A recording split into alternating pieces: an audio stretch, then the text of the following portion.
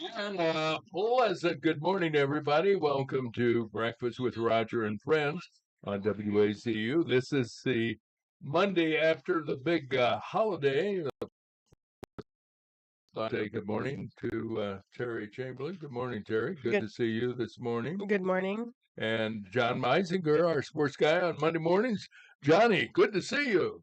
Here we go with Roger. Good to see you too, Roger.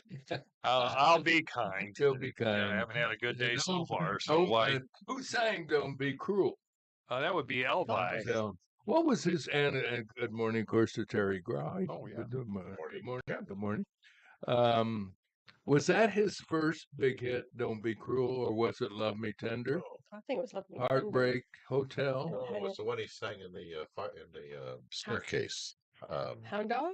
Hound Dog, I think that was his first big hit. I You're think. nothing but a hound dog. Mm-hmm. Yeah, Mhm. which is, I guess, a compliment. I don't know. Well, depending on Closer to the B word, right? everybody have a nice 4th of July. Let's talk about that.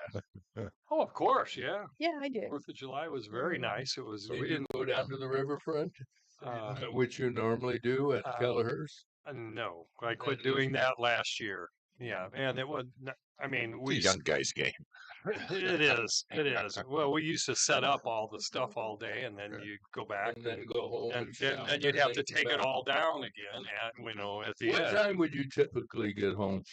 About 1 o'clock. Yeah, that's a tough Yeah. job. I can't stay up like Terry can. Oh, not me. Terry, I I don't know which Terry you're talking Either about. one. No, not for me. them. If the shoe fits, wear it.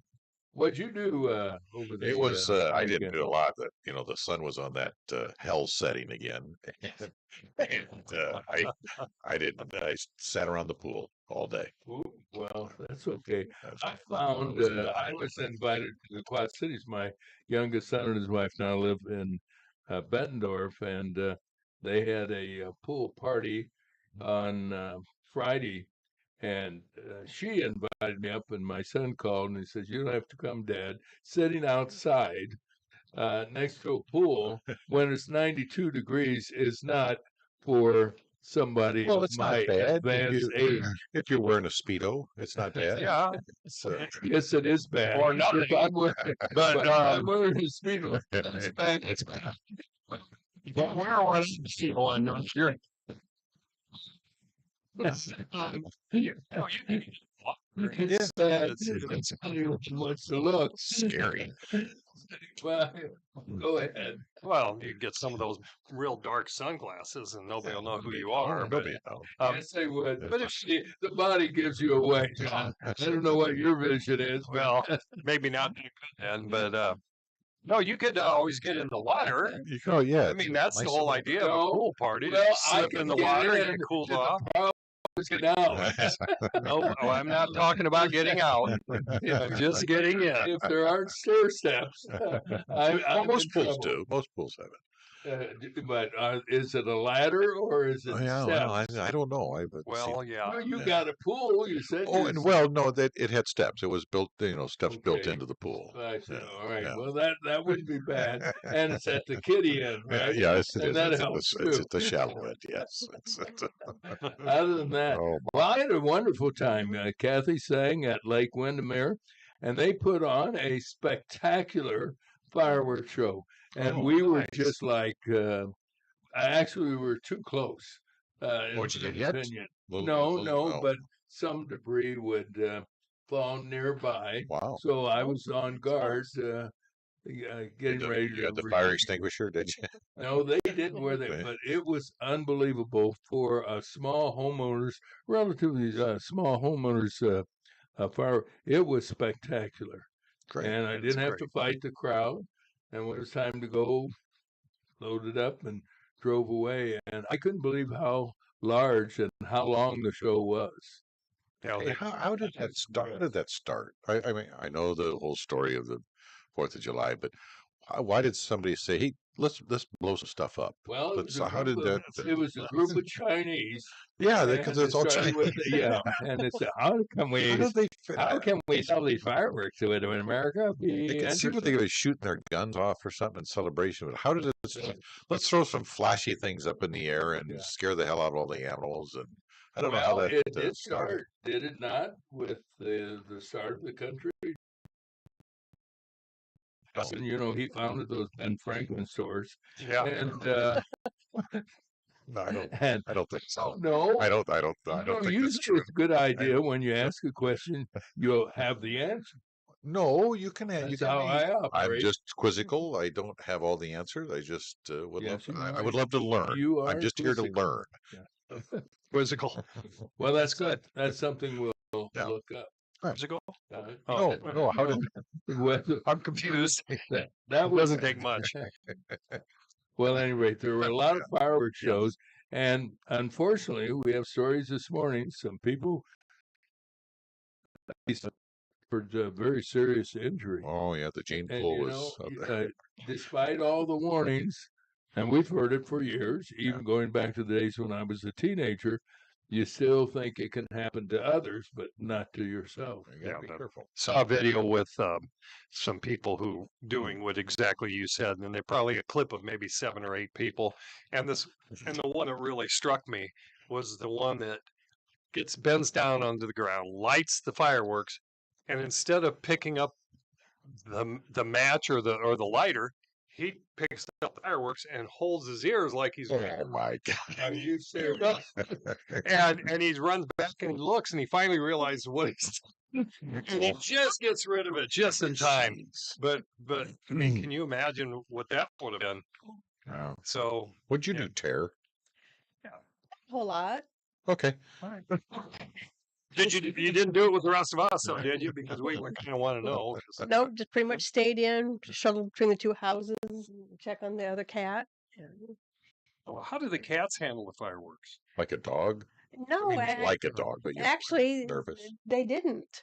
Really? The one cat just because the neighbors were doing it Thursday night, and so they were We're right. talking about fireworks. Yeah, so Okay, they were good. right in Good. the Go ahead. backyard. Go ahead. Yeah, Go ahead. in the And Good clarification. Okay. yeah, very Yes, thank you, yes. because the backyard made a difference in Yeah. that. they were Yeah. doing fireworks in the Okay. backyard. Okay. All right. Okay. Okay. Good. And so the one cat was on top of the cat tree, and he turned his head around, looked at me, and rolled back over, Nothing, went back huh? to sleep. Can they hear well? Do they hear well? Oh yeah. Really? Huh. And then the other one was on the back of the couch, and she did pretty good until there was when they kind of did their finale, and a whole bunch of them went off, Okay. and that was pretty loud. These are the neighbors now, right? Yeah. Okay. And then she looked at me and she jumped off the couch, and then she just wandered off somewhere, but she didn't jump up startled or anything. She right. just like, oh, I've Did had she enough, and she got resurface? down. Yeah, she Okay, did. good. About half an hour later, then she came back. How long did the neighbors last? I mean, how long did their fireworks? 25 minutes, half an hour. Wow. Sporadic. I mean, there were some long gaps in between. Like, but he was resetting and lighting and that, so it wasn't just bing, bing, bing, bing. Okay. Dogs nice. are the ones that are really bothered by the fireworks. I don't know about cats, but I'll tell you what, my dog is up and down, and running around, and ears perked up like, what in the hell was that? Yeah. Yeah. I don't know. My dog used to have, when I was a kid, used to, 4th of July, if you didn't put him in the basement, there'd be little surprises all over the house. As, Oh, it would. oh, yeah, it would, just little drop just- here and a little drop there. After a yeah. while, they were not surprising. No, we well, I knew they tell you, were the there. grand finale. I mean, it was. That, Yeah. and after seeing that, what did the dog do? Well, Oh, I'm sorry, I thought you were talking about your surprises. that too. But that had nothing to do with fireworks. It was Yeah. exciting. Yeah, that was exciting. And of exciting. course, the sad story is a terrible thing happening in Kerrville, Oh, Texas. that's just awful. Unbelievable. It's unbelievable. And 82, we updated it this morning, and I'm sure the number will continue to go up. What is number 11 children missing from that camp? Oh, I thought they were still looking for about 27 of the 27 There were kids. two. Well, I'm talking about the Camp Mystic. No, that's what I mean. The Yeah, camp. Yeah, the cat. That was 11 from the camp. Oh, they found. Okay, they put some. Yeah. But I think grand total is in the 20s that are missing. 850 at least have been rescued by. Have the you seen first the responders. story about the guy who ran that camp? No. No. Yeah, he bought it in 74, and he ran this camp. I think it was a religious camp. Yeah, it's just Obviously, a Bible Catholic camp. Camp Mystic Mhm. or whatever. Mhm. And I guess he did something, but something very heroic, and lost his life during I the deal. saw the headline about it, but did not Yeah. give the details. And unfortunately, there are a couple of people who are suggesting the National Weather Bureau. They gave a timeline this morning of what transpired, and the problem was that at this particular camp, at any rate, the warnings came like at the flash flood warning at 1:14, when many people were sleeping and their phones were turned off. Mhm. And it is I'm sure there will be additional updates on what took place and what we could have done better. But for now, the importance is trying to find if there are any. Well, you fill up survivors. they filled up that lake in 45 minutes or something. It was just astronomical. Yeah, 26 feet 20 in like 45 minutes. Crazy. Yeah. Yeah. What would they say? How tall a building the surge was? It was just Oh shoot! unbelievable. I saw that. Was Four, it, 2 stories, I thought it was a 4 four-story 4 stories, yeah. building. Yeah, that's great. That's 40 feet. That's nuts. That's Yeah, it it is is nuts, and it's unfortunate. And you send your daughters to a summer camp, Yeah, for a religious good camp, time, yeah. and close to nature and everything, and you wind up losing your children. Just a terrible story. Well, since we're into the news, let's get into the news this morning to bring you up to date on what we have.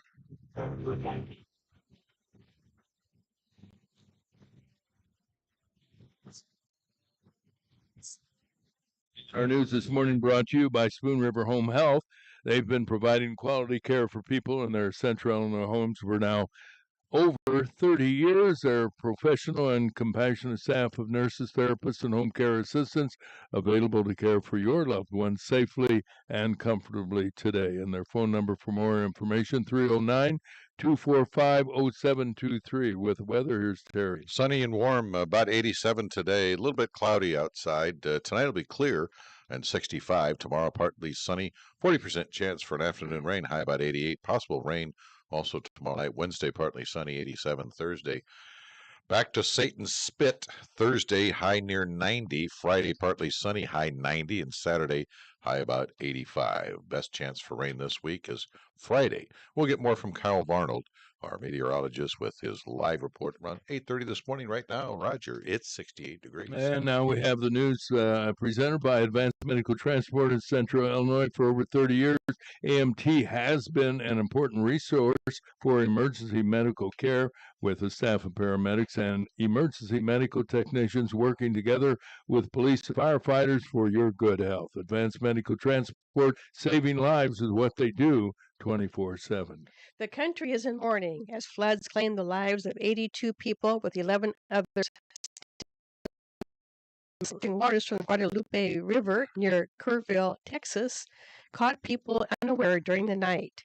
Many of the victims were young girls and their adult leaders who were camping along the river over the July 4th weekend. Hundreds of first responders, volunteers, and boats were searching for survivors. It's estimated they rescued more than 850 people of all ages from the high waters. The threat continues now with more rain and flooding waters possible.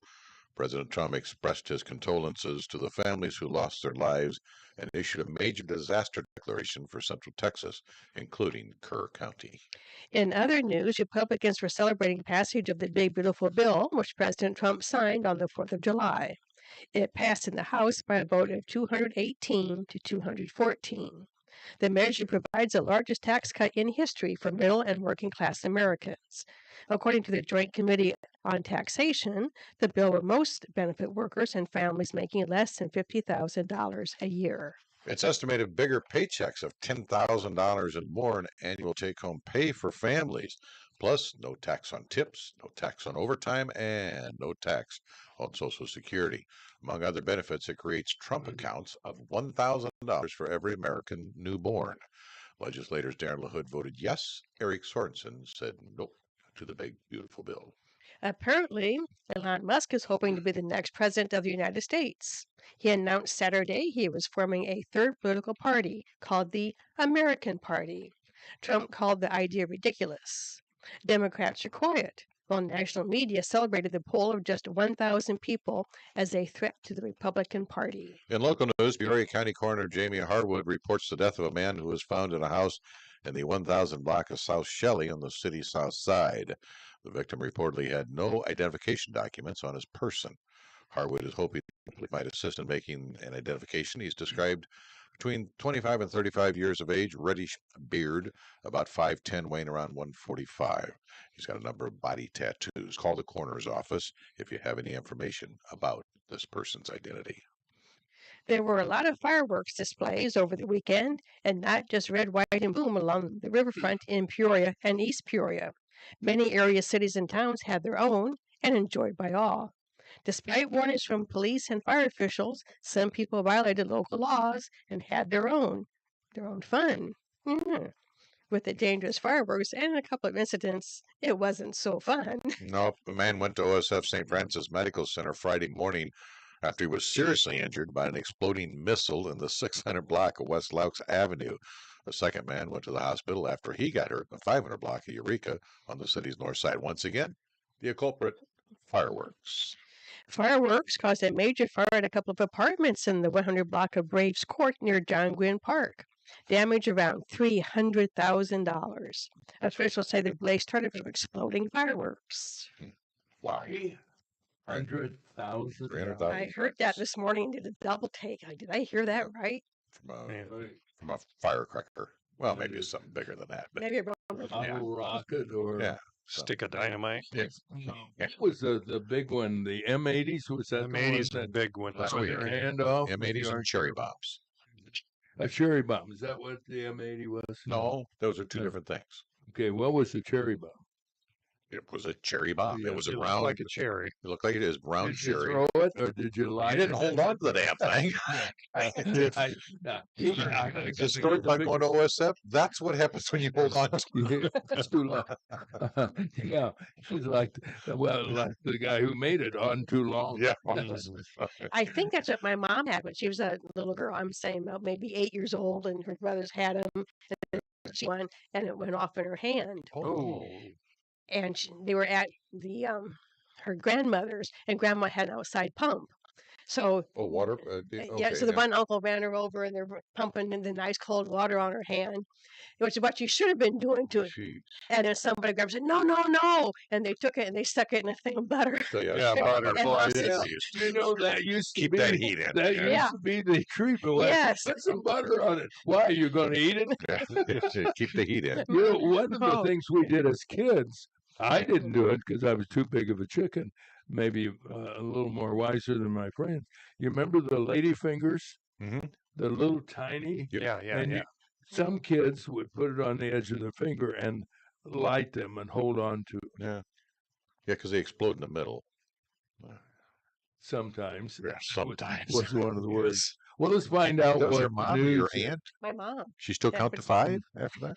Yes, it went Okay. off in the Okay, palm. just checking. Just checking. Yep. Okay. And interesting, there was Something like no scars. So I think by putting under the cold water Oh, first, okay. that did Oh, help. that's But yeah, good. but she didn't have any scar on her good. hand or anything. Good. But needless to say, we didn't have fireworks growing Yeah. up. Didn't have them after that. Nope.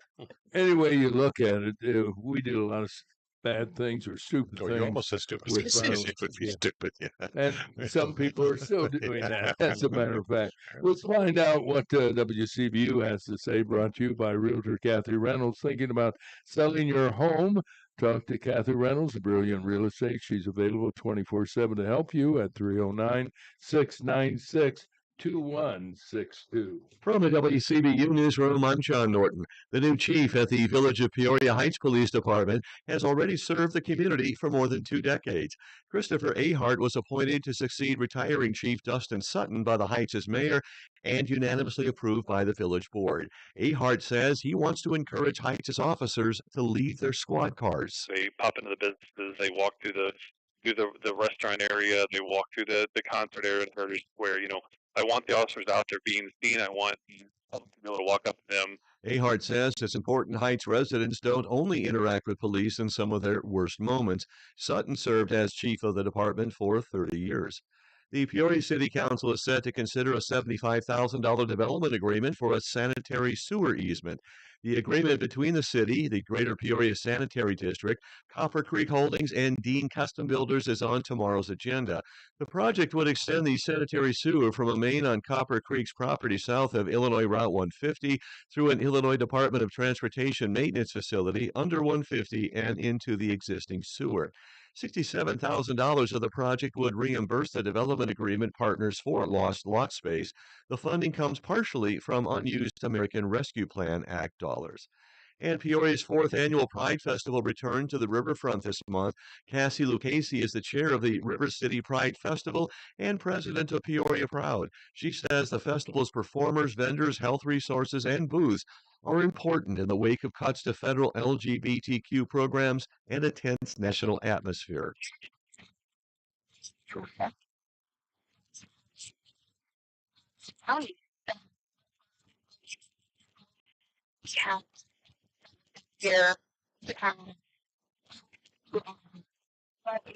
Lucchese says the festival is an affirmation that LGBTQ people exist and are visible no matter what laws change. The festival runs 10 a.m. to 10 p.m. on Saturday, July 19th. Mostly sunny skies today with a high in the middle 80s. I'm John Norton, WCBU News. All right, let's get into sports with all the latest. Here's John Meisinger. Good morning, Johnny. Thank you, Roger. Appreciate the wonderful intro that time. Very, very nice. Thank you so much. I try. I know you do. I really do try. Sometimes to flop. Sometimes you don't try. Sometimes you do flop. Yeah. Drop and flop sounds like a dive that you used to do at the swimming pool when you're Speedos. Yeah. You're into Speedos, are you? I used to make my money doing that. Selling Speedos? We had a business. I didn't know. Oh that, yeah, for like 11 years, we ran a swim shop in Where town. was it located? We're out in Tanglewood, out in, No in kidding. Pioneer Square, the Tanglewood. Out What was the there name in of that area. swim and- Swim and Such. Swim and such. You and who else? Steve Shook and Mike Hampton. No kidding. Yeah, I didn't Yeah, know we ran that. that while we were coaching swimming. It didn't hurt either. Know all the players. In addition to Speedos, which are part of the Yes. expression big on, what other No, they're did big you on sell? Yeah, okay, that's better. What else did you sell in your Oh, shop? well, we sold obviously Snorkels? different brands. We sold TYR, and then we sold the Finals. We were the biggest Finals dealer in the country at that time. And what is finals? I don't know. Finals is just another swim brand. Swim It's a brand, little okay. less expensive. Male, so- female. Yes, both. Oh, okay. Yeah. Right. So yeah, we do that. Parkas, warm ups. We sold just regular swimsuits hanging on the rack, and people wanted to come in and grab them. That is 2 pieces. terrific. Yeah, goggles, everything you want. Mhm. How long was the store open? Oh, well, we had it for I think almost 11 years. So I if I'm mean, not from mistaken. 9 to 5. Oh, sorry about that. Yeah. I'm confused at whether you're serious or not here, Roger. So The world of sports brought to you by Speedos and Yes. and finals. in finals and tier, you got them all right there. But yeah, it was a Was it a fun and we had a wonderful time. Yeah, had a wonderful time. A wonderful time was had by all, and a little money was made. So right. And when you gonna have another question, or do you want me to start somewhere? tell again what period of time? This is from the early '80s to the early '90s. Oh, so Okay. you had a good longevity. Yeah, What'd you do in the wintertime? same thing because their teams teams are Phil run all year round, and they need Oh. things. And we sold lane lines for the pools, so So flippers? know, Use yeah, we sold them if they sold wanted them. flippers? Huh. Yeah, this was pre-internet. Oh, Okay, okay, so alright. now they do everything by the internet. Right, everything's So online, yeah. we were the middleman, Yeah, yeah. which like most were, but we took less of a cut than most places. So a lot of people like to shop with us. Now, is the swimming coach that was bought from your store? No, they didn't have to buy from the Okay. store, but the school did. I say that tongue in cheek. It's not necessarily true, but I didn't order from the competitor. Let's put it that way. Yeah. Yes. Oh, here's John with sports. There's John with sports. Hey, Matthew Bird struck out 9 in 5 innings, hours after being named to the first All-Star team, helping the Chicago Cubs rout the St. Louis Cardinals 11-0. Last night, Boyd 0-3, allowed only 3 hits and lowered his ERA to 2.52. The Cubs got on board early when they surged ahead with a 5-run third inning, and Chicago scored a run in each of the first 5 innings to jump to 11-0 lead. That actually comes right from ESPN because I didn't stay up to watch it. It was rain delayed, and it was like, okay, What time did that get over? I got over after 10, I believe. Oh, Yep. So, and this head doesn't hit the, no. Not when you get up at 5-ish. No, that doesn't work. Hey, but Michael Toglia hit the go-ahead 2-home runner in the 5th inning, and the Colorado Rockies beat the Chicago White Sox 6-4 yesterday to avoid the sweep in a series between what some people say are the worst teams in the majors right now. On the day he was selected for the All-Star game, White Sox starter Shane Smith allowed 5 earned runs and 5 hits in 4 1/3 innings. Kind of just the opposite of what we heard before. In other games, the Phillies beat the Reds 3-1. The Brewers beat the Marlins 1. Yankees beat the Mets 6-4. The Tigers over the Guardians 7-2 in 10 innings. Rockies beat the White Sox 6-4, and the Mariners beat the Pirates 1-0. Gerardo Salas and Darlin. I like that name. Do you like that name, Darlin? Darlin Sullivan teamed up to limit the South Bend Cubs to 4 hits on Saturday night as the Chiefs emerged with their 5th straight win by a final score of 5-2. Well, then yesterday, the series finale in South Bend, the Cubs won 5-3 over the Chiefs. The Chiefs begin a 6-game homestand before the All-Star break. They'll start that tomorrow against Cedar Rapids at 6:35 p.m. Again, it's Taco Tuesday, so enjoy the Chiefs game. And how much tacos is there? They were. $2 were they? I think it was $2. Yeah, $2, not a bad deal. And you get to see a baseball game too. I never compared tacos with baseball, but I guess Yeah, Think of hot dogs, hot but dogs, not hot dogs. tacos. not tacos, but I like tacos. That's good. Yeah, tacos are. Yeah. Peoria City men's soccer team didn't get the victory, but they did get what they deserved Saturday when they clinched a USL2 playoff spot anyway. PJStar.com reports that the Flying Carp dropped a 2-1 decision at Shea Stadium to Springfield FC, but Peoria is 7-3-1 and second in the Great Plains Division. They will head to the USL2 playoffs for the 3rd time in their 4-year history. The conference finals and national semifinals are July 25th and July 27th, respectively. The national title game is August 2nd. If you remember, last year they were in that title game. They did get beat by Des Moines. But the Flying Carp, I did not realize that was their name. I didn't know that either. That's Yeah. pretty cool. Pretty appropriate. Yeah, very appropriate. 4-star defensive end Nolan Wilson ranked number 53 in the 2026 ESPN 300, committed to Alabama on Friday, adding to the wave of prominent recruits joining the Crimson Tide's 2026 class. Following the acquisition of 4-star offensive tackle Sam Utu on June 9th, Alabama rounded out June with a series of significant top 300 signees, including outside linebacker Xavier Griffin, running back Xavier Crowell, and tight end Max Sutter from Dunlap. Utu? What was it? Utu. How would you- UTU. How would you sing happy birthday to that guy? Happy birthday to you, Utu. That is really good. I would, Tongue twister. That would be that's a thought. Yes. happy birthday That's why I put it in there. Because I you, enjoy the Utu. challenge. Exciting news for Chicago Cubs fans. Last week, the Cubs made all-star history as two of their outfielders, Pete Crow Armstrong and Tyler Tucker, were named starters for the 2025 MLB All-Star Game. They'll be taking the field on July 15th at Truist Stadium in Atlanta. This marks a special moment for the Cubs, as it's the first time since 1936 that two outfielders from the team have made the All-Star lineup. I realize that. Just like Frank DeMari and Augie Guyland did back in the day. And did I say those correctly or not? I don't What know. a Yeah, I think fantastic you did. achievement I for the don't have any Cubs. idea. Good job. Yeah, good for the Cubbies. Hey, East Peoria native David has won his first tournament on the PGA Tour of Americas on Sunday, outlasting the field in the Explore NB Open in New Brunswick, Canada. PGStar.com reports that the former East Peoria High School Illinois State golfer earned $40,500 for the victory, shooting a combined 19 under par at Macatwack. Say that 10 times real fast. It's a Golf course. toy boat. He was 4 under. Toy boat. That was good. He was 4 under in his final 9 holes to edge Trip McKinney by 1 stroke in the final hole. And move over and make room for another multiple event winner in the PGA Tour this season. American Brian Campbell emerged from a crowd in the leaderboard and playoff amid the scattered rain showers yesterday at TPC Deer Run to claim the 2025 John Deere Classic at 18 under. So the young man from East Peoria had combined 19 under, and the John Deere Classic winner had 18 under.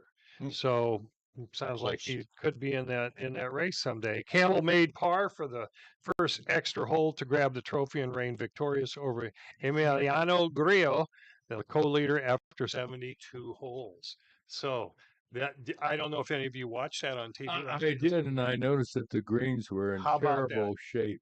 The fairway for the John Deere Classics and the rough, beautiful. Pristine, but the the greens were were like a mold got to him or something. it was wasn't terrible. Really? Yeah. Where is that? Where's the course? That's at Silvis, is it? yeah, in Silvis. What do they call it? Deer Run or Deer?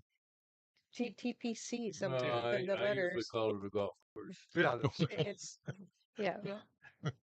and they did have some Bad re- greens, really yeah. bad Oh greens. wow. Well, And maybe I can understand because, they have water. That they water them every night. It looked to me almost like a mold or a fungus. Might have been.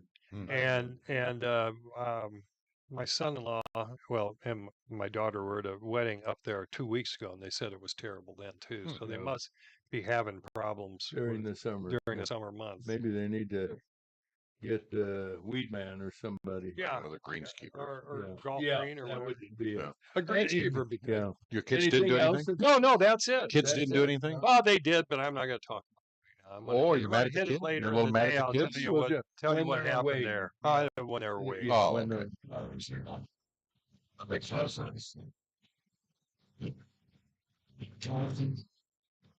It's 32 is their time. We're going to find out in a little bit from our farm advisor. Speaking of greens and Yes. the weather, how the corn and the beans are doing. Following our newscast, we'll talk to John Cross of Emden, Illinois. So stay tuned for that. In the good. meantime, let's have a check of the news headlines presented by Matt Wall, CPA, with Gordon Stockman. Wall, for more than 40 years, Matt has been handling tax returns and other financial matters for a lot of folks and businesses. His phone number 309-692-4030. And now here's Terry. Well, I have an answer to your question about the fireworks. Oh yeah.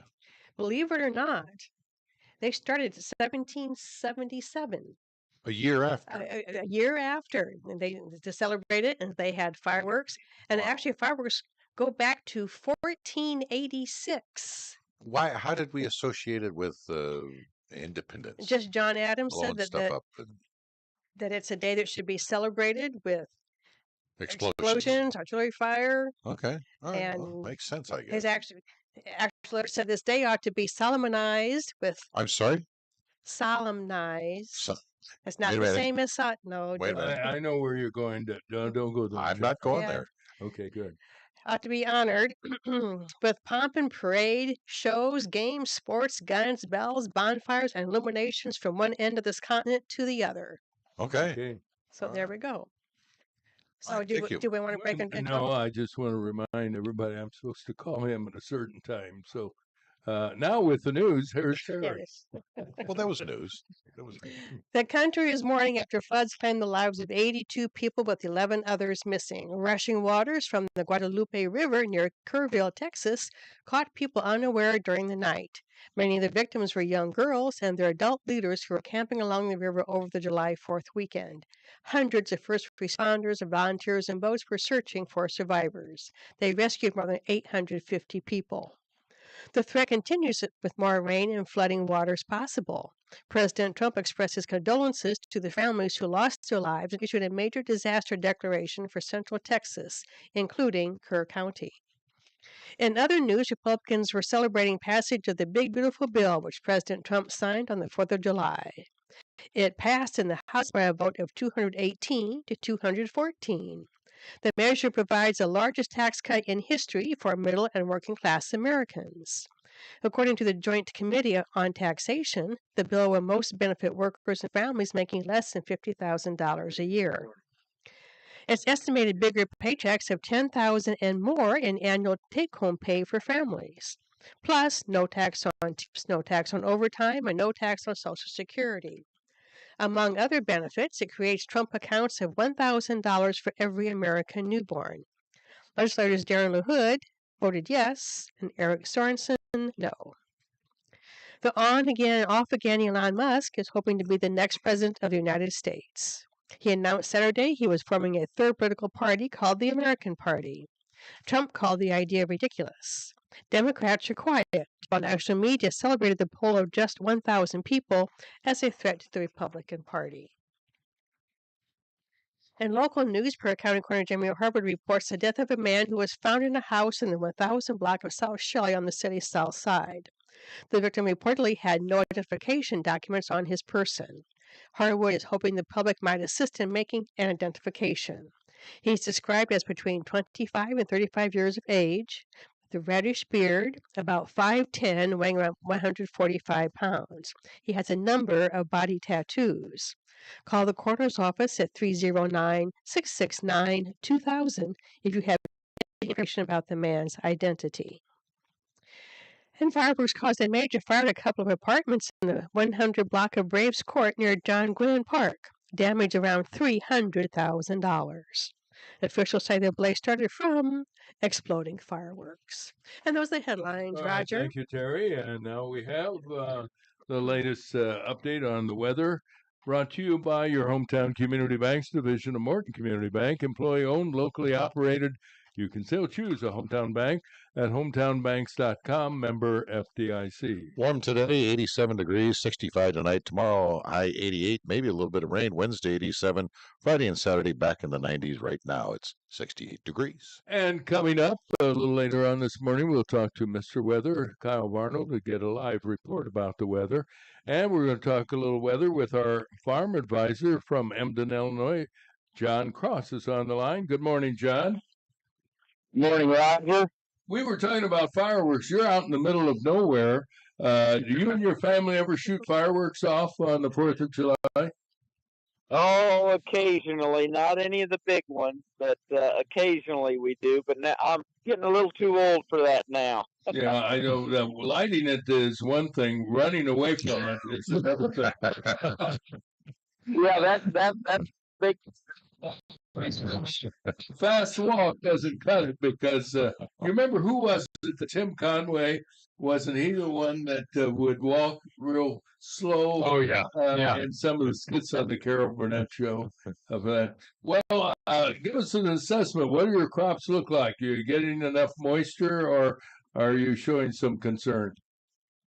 Well, we're starting to have a little concern. We've been missing some of those showers right around here in along Emden. We're not suffering yet. The corn looks really pretty good. The beans have seems like they've kind of been slow growing for the most part this year, but they're still looking good. But yes, we could use some moisture. The corn is starting to tassel now. A lot of it, especially the early corn. And so we're entering the pollination period. So that's when the corn plant needs a lot of water to complete that process and make that that good yield and so forth. So we're not suffering yet, but yes, we could use some rain. Can you explain the tasseling or detasseling process? I know a lot of kids in rural areas would work these as summer days detasseling. Explain that process. Well, really, what they do, they have to specialize and make sure that the certain genetics, form in that plant for what they want. So they go around in male rows. They usually will have one male row for every 4 female rows, and so those female rows of corn that they have, they'll go out and have to physically either cut or remove those tassels from those plants, from the female plants, so that the male that pollination those pollen can form on the silks of the female plant. So it's kind of a specialized process, and it's necessary to get the different varieties of corn that needs to be made. So there's a lot of genetics in that, and I'm not sure exactly how it works, but it's quite a process. Now, John, I took a health class in high school, so I learned the difference between male and female. However, how in the world I didn't realize that corn have male and female. How can you when I drive down the road, whether it's 155 or off of where you live on 136, can the average person, and I'm average, probably below average, can you see what rows are male and what are female? Well, in the seed production corn, you can tell that. You can't in the commercial corn, of course, because all it's the same. Every row has tassels but definitely, usually in the seed production fields, a lot of times, not always, but a lot of times, the female rows are shorter, and the single male row is a little taller. So yeah, you can definitely tell seed production field rather than a commercial field. Now, when you give tours of your farm, do you point that out to tourists? No, I don't give too many tours. Don't have that too often, no. Of the two products, corn and beans, the most vulnerable for heat, I assume, based on what you've said and our weather guy, the beans are the most vulnerable, are they not, to the lack of moisture? Well, not necessarily, no. Beans, the old farmer's tale is beans don't like wet feet. So real wet years, typically the beans aren't quite as well. This particular crop doesn't need quite the amount of moisture a corn plant does.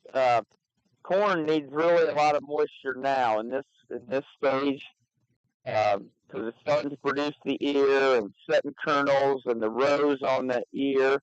All that's it's forming, and the bean plant really, like in August, when the beans are forming in the pods and the fill out, that's when the beans need a lot of moisture and take up a lot of moisture at that time. So the beans are holding their own right now and doing pretty well. But here in a few weeks, they'll start really needing the moisture poured to them too to make a good crop. So kind of a little different there as far as, but we can use the rain anytime, and of course, and that'll be welcomed. Our sand hills now, the little bit higher knolls where maybe the ground isn't quite as black, you can start seeing the corn and beans suffering just a little bit now. So we're getting close. We're getting at a critical stage where we do need some rain. Hey, John. It's been all going south of us. Hey, John, can we circle back a little bit?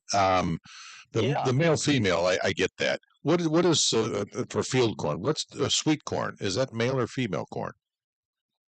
Well, that'd be like our commercial corn. It's each plant has its pollen and also the silk. So yeah, it's more like a commercial corn.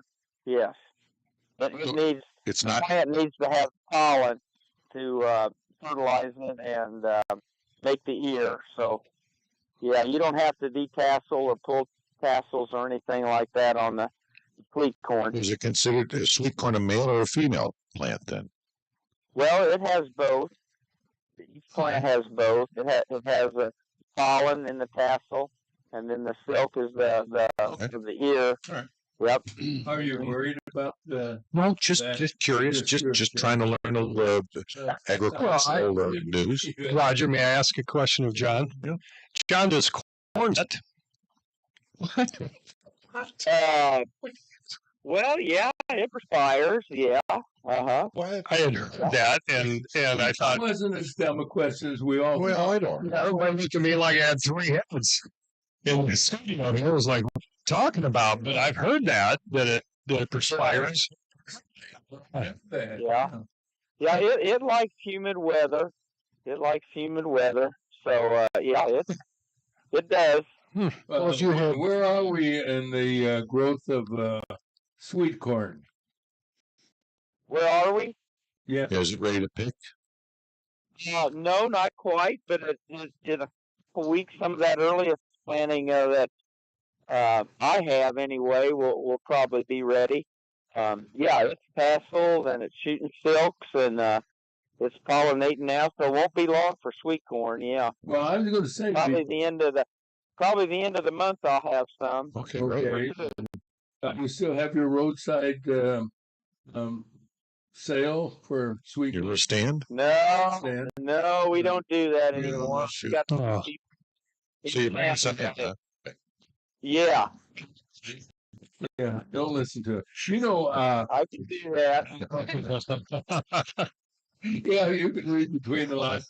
Now, I was in LaSalle County yesterday, and there was a guy on Route 52 selling sweet corn, particularly at a place called Woodhaven Lakes. And I thought it was kind of early for him to be selling sweet corn, and maybe it was. Well, this year we had a really early spring. We got in the fields early April, and if somebody planted sweet corn then at that time, yeah, it's probably ready now. Okay. It's, And John, is it also true that you can, some evenings, you can actually hear corn grow? well, No, I've heard that. I've heard that. You've heard it? Yeah. If you That's popcorn. no, you can actually, if you're really quiet, you can actually hear the corn grow. Is it true, John? Have you? well, Yeah. but Thanks you a lot. smell it in the air, and I've heard.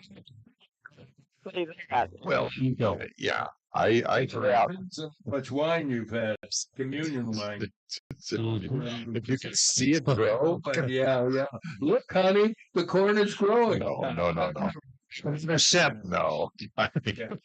I've heard. We've got some serious discussions, and now this is before. I'm gonna look that up. I No, know. I have heard the same thing, See? Terry. So yeah, yes, I Hear the have. corn. You can hear the corn grow, but I'm sure that's just No, It's not one story. stalk. It's a whole field, Yeah. obviously. we're going. Oh, Must drink quality. that hurts. this once was an intellectual discussion, and it's gone south. Sorry, to, we're sorry, John. We'll apologize. We're just trying to the fact, John. Just trying to. Well, No, quite on fire. yeah, okay. Now, I think it's just more of an expression. Okay. okay. Thank you for destroying that myth. Now, will you have a crew come in and detassel on your farm?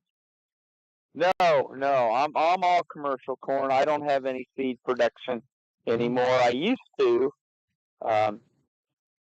I think more and more they're doing more mechanical detasseling these days than the kids used to go through the field. I think a lot of companies still have kids go through, but there's a lot of mechanical.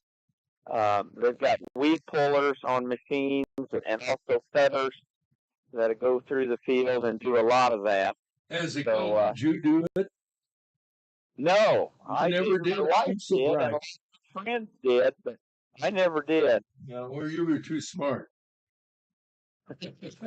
Well, I don't know about that, but Well, are you keeping an eye on the commodity market to see how corn and beans are doing?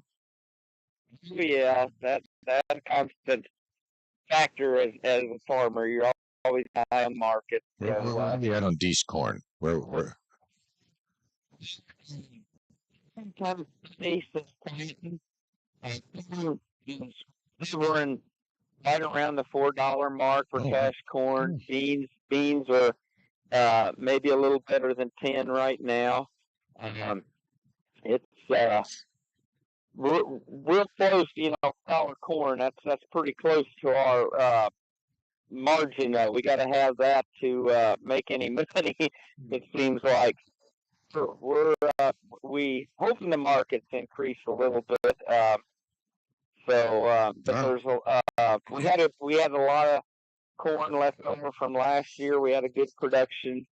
Around the world last year, that there's a lot of stock corn, so there's a good supply yet. So that's depressing the market somewhat. Brazil always keeps raising a lot of corn and beans, especially beans. So a lot of competition in the market nowadays. But yeah, we would like to see the prices go up. We're kind of in a weather pattern now. If it stays dry and looks like we're going to have some droughty areas, that may start playing into the market here a little bit. But yeah, it's close to our margins. Well, we know one thing, that if we don't get any rain in your neck of the woods in central Illinois, you'll start breaking out your rain dance and see if you can't get some precipitation. As always, John, great talking to you. God bless you for what you do. Yep, thanks, Roger. Appreciate it. You bet. Have a great day. You too. John Cross, our farm advisor, ladies and gentlemen, down Emden. Nice to have one of those, isn't it? Terry, you want to share with us what you found Yeah, out? she was grinning. Well, because Kathy did some research Yeah. and she sent us this. Yes, it is possible to hear corn growing.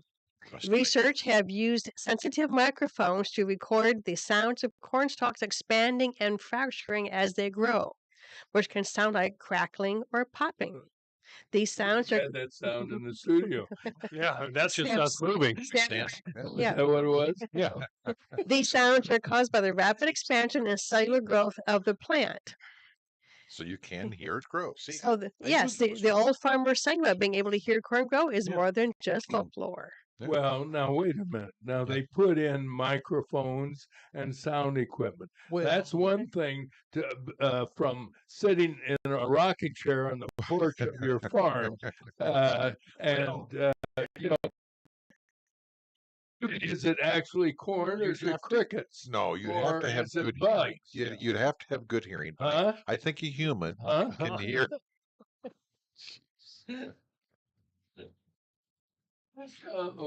Thank you for that Thank you, scientific Terry. research. Yes, I thank think you, I just Kathy. heard I some feel corn vilified. popping in the studio. Vilified. It's cloudy right now, but it's going to get sunny. is Yeah, it it's not? gonna be. It's 87 degrees, and tonight just 65. So it's gonna be That's pleasant. nice. No It'd be more nice for a change. no more Satan spit. Well, if we sit, I've never heard that term. Well, that's awful hot. there's buddy. anyone else. Must be. Sizzling. 68 is what you have now. I have 68 right 68. now, which isn't bad Now, for a if human. you listen closely to the pet tip of the day, you can actually hear hair growing on a dog. Today's pet tip is Okay. brought to you by Peoria Pet Crematory of Peoria and Lewiston, providing final care for family pets, large and small, 24 hours a day, 7 days a week. Their phone number is 713-1898. That's 713-1898. More information is available at peoriapetcrematory.com. Pet lovers are dedicated to their animals, all species from horses to turtles, and of course, cats and dogs. If you are a pet lover, learn these little known, somewhat amazing facts about your pet. Cats come in all sizes, colors, and personalities. They also come in 37 different species. 7 species are classified as big cats: lions, tigers, leopards, snow leopards, jaguars, clouded leopards, and cheetahs. The remaining 30 species are referred to as small cats, and about half of the small species are usually those kept as companion pets. As for household cats, the largest is usually the Maine Coon and Ragdoll breeds, which can weigh up to 20 pounds. Compare that to the average domestic cat weight of 11 pounds. Now, you have heard me say before I have a Maine Coon, and thankfully he only weighs about 10 pounds. But what I want you to know is that his sleek, silky fur does not retain pollens from the garden. And this makes him an especially good choice since I have always been very allergic to cats. I am continually surprised that he has yet to bother my allergies. I can't vouch for everyone, but if you have an allergy sufferer in your family and you also have someone who wants a cat, I would recommend you try the Maine Coon or Ragdoll breed. Of course, these cats will require some brushing to keep their fur from matting. The reason they are so silky is because their fur is very fine in texture. This is probably also why things don't stick in their fur.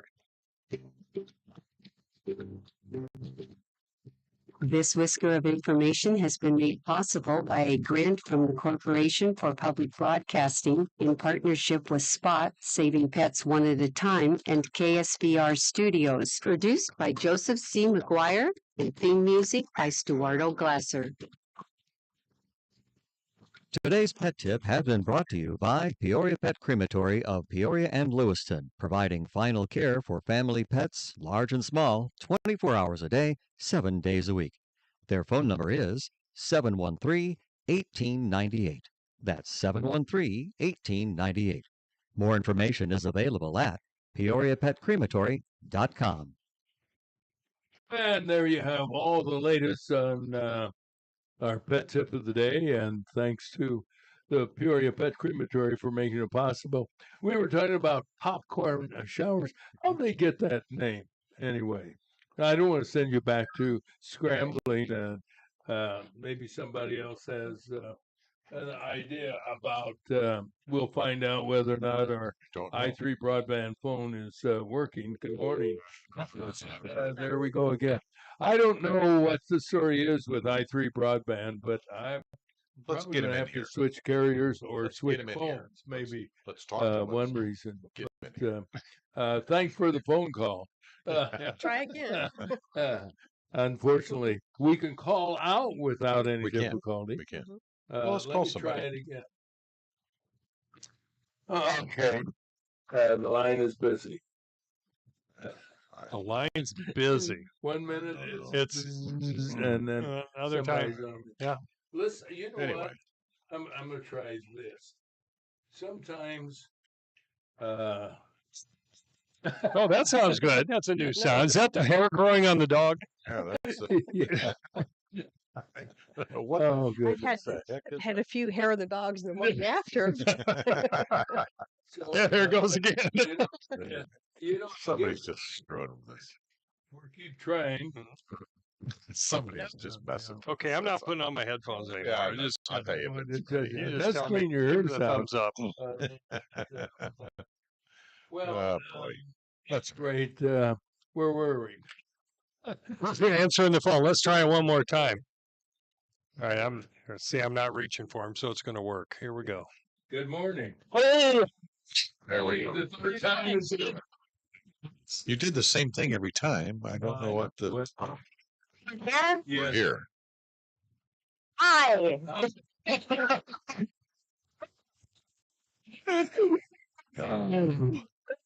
Can you hear me? Yes, we can hear you. What's this, a commercial for Miracle Air? Well, I had to keep trying so you didn't think somebody was messing with you. Okay. Well, Oh, it's that good. happens on it. Any rate, what's going on? I wanted to tell you that I am so impressed by John's knowledge of just about every subject, but the fact that he knew about the crackling corn, I always thought Jimmy did it, but really, I don't care. You're talking not this John that sits in the studio. You're talking John the farmer.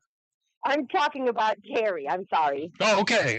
Terry. Are you been drinking again this morning? I think she's got something here that I don't remember talking about that. No, Yeah, what else? I always thought Jimmy did it, but really, I don't care. Jimmy crack. Yeah, Jimmy Yeah, Cracker. Oh, that's true.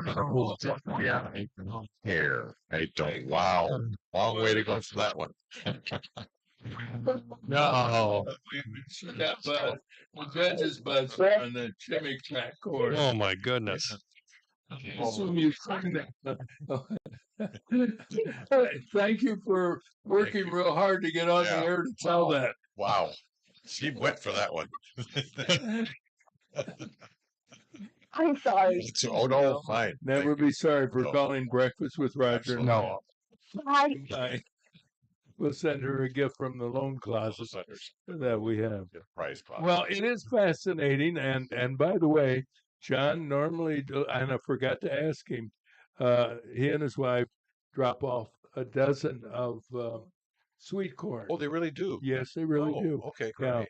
and I was asking if it's possible this year to make it a baker's dozen.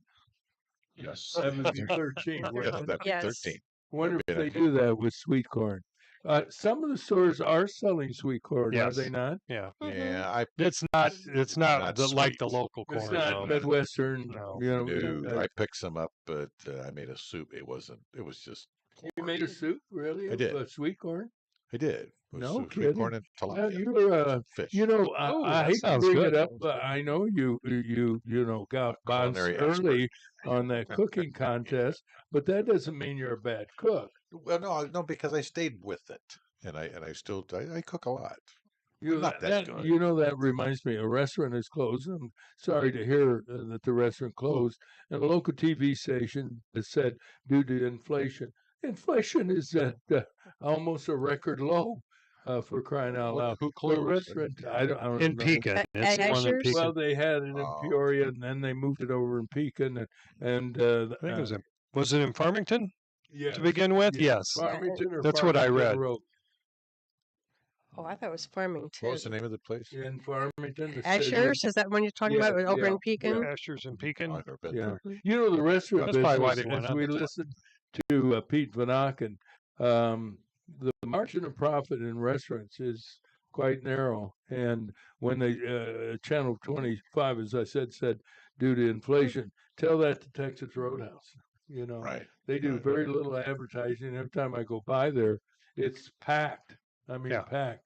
And I used to go there, but it's awfully noisy. I can't handle noise. Well, they run you through very quickly as well. They do. I mean, Oh, really? that's been my experience. They got those sweet rolls out right away, and then they take your order, and that order's there within 5 minutes, Is and that then right? and then they're there dropping the check as you're taking your I- first bite. I It's quit like- going. it's- It's that quick. yeah, it's unbelievable. I quit going when you couldn't throw the peanuts on the floor anymore. Yeah, that kind of ruined the. Yeah, I like that. My understanding is they stopped that due to health department regulations. Did I hear Oh, that? I don't know. Yeah, I thought because somebody of got hurt. Oh, I thought allergies. Yeah. insurance liability, really? wasn't it? Yeah, it could have been too. Oh, and peanut allergies, yeah. Yeah. Yeah. Yeah. Well, they had a couple of reasons for Well, you not wouldn't doing go to it. a You can place bring your that own throws- now. You Well- wouldn't go to a place that throws peanuts on the floor if you had a peanut allergy, would you? Probably not. No, that'd be You kind must of be very I know. smart. No, Okay. and then if that's one of the regulations they enforce, how about the restaurants down in Missouri where they throw biscuits through Lambert's. Lambert's? Yeah, Home of the throat When- roll. yeah. Yeah. Wouldn't that be a violation? I mean, how many people reach up and like a foul ball and it bounces off their hand and goes Well, I think if it into touches somebody somebody else, you else's can't soup? eat it. Or if it hits the floor, you can't eat it. Well, I think. but I don't- but let's say they were throwing it to you and I intercepted it. and you touched it, and I touched. I wouldn't eat it if you touched it. Yeah.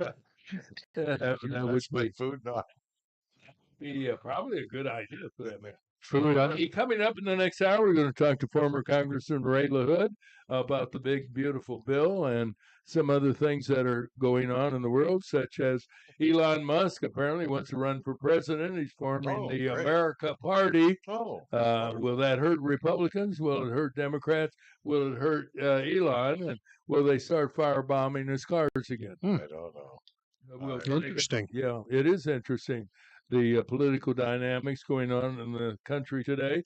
You're having breakfast with Roger and friends. Terry Chamberlain's here, John Meisinger, and of course Terry Growy. Yep. And we are streaming live on All over the world. breakfastwithrogerandfriends.com.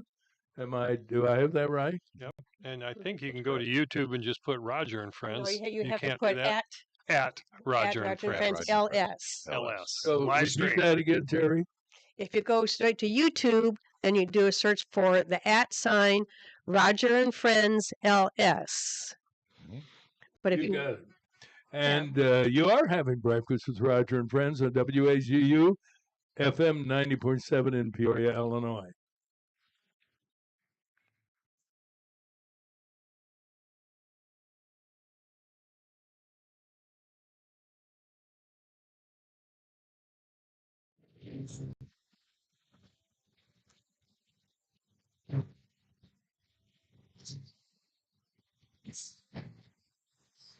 Pleasant good morning, everybody. It is Monday, July 7th, and we begin with a check of the weather, and that's brought to you by Steve Sink. Steve is the managing partner. You've heard about PHX affiliates on our program each and every morning. Steve been around in the business world as a business broker now for over 30 years. He knows business, and he can help people with the sale or purchase of a business. And you can get more information about the services that Steve has made available at 309-696-8508. Here's Terry. Sunny and warm today, Roger. High about 87 tonight, clear and 65. It's going to be cloudy off and on. Tomorrow, partly sunny, 40% chance of rain in the afternoon. High 88, possible rain tomorrow night also. Wednesday, partly sunny, 87. Thursday, high near 90 again. Friday, partly sunny, high 90 again. Saturday, high 85. Best chance for rain this week is Friday. We'll get some more information about 8:30 this morning from our meteorologist, Kyle Varnold. And right now, it's 68 degrees at Wazoo. And now the news brought to you by Sam Lilly and Associates. Sam has been providing services for people of all ages for over 40 years. He's the Dean of Independent Insurance Representatives. And you can learn more from Sam at 309-245-4374. The country is in mourning as floods claim the lives of 82 people with 11 others missing. With little warning, rushing waters from the Guadalupe River near Kerrville, Texas, caught people unaware during the night. Many of the victims were young girls and their adult leaders who were camping along the river over the July 4th weekend.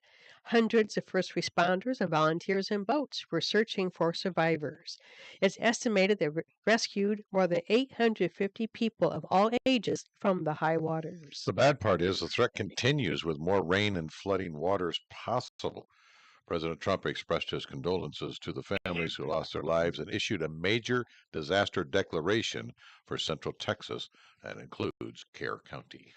In other news, Republicans were celebrating passage of the Big Beautiful Bill, which President Trump signed on the 4th of July.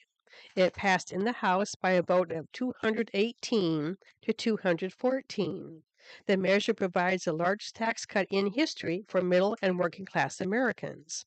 According to the Joint Committee on Taxation, the bill will most benefit workers and families making less than $50,000 a year. It's estimated bigger paychecks of $10,000 or more in an annual take-home pay for a lot of families, plus no tax on tips, no tax on overtime, and no tax on Social Security. Among other benefits, it creates Trump accounts. That's going to put $1,000 for every American newborn. The legislators, Darren LaHood, voted yes. Eric Sorensen said no on the Big Beautiful Bill. Apparently, Elon Musk is hoping to be the next president of the United States. He announced Saturday he was forming a third political party called the American Party. Trump called the idea ridiculous. Democrats were quiet, while national media celebrated the poll of just 1,000 people as a threat to the Republican Party.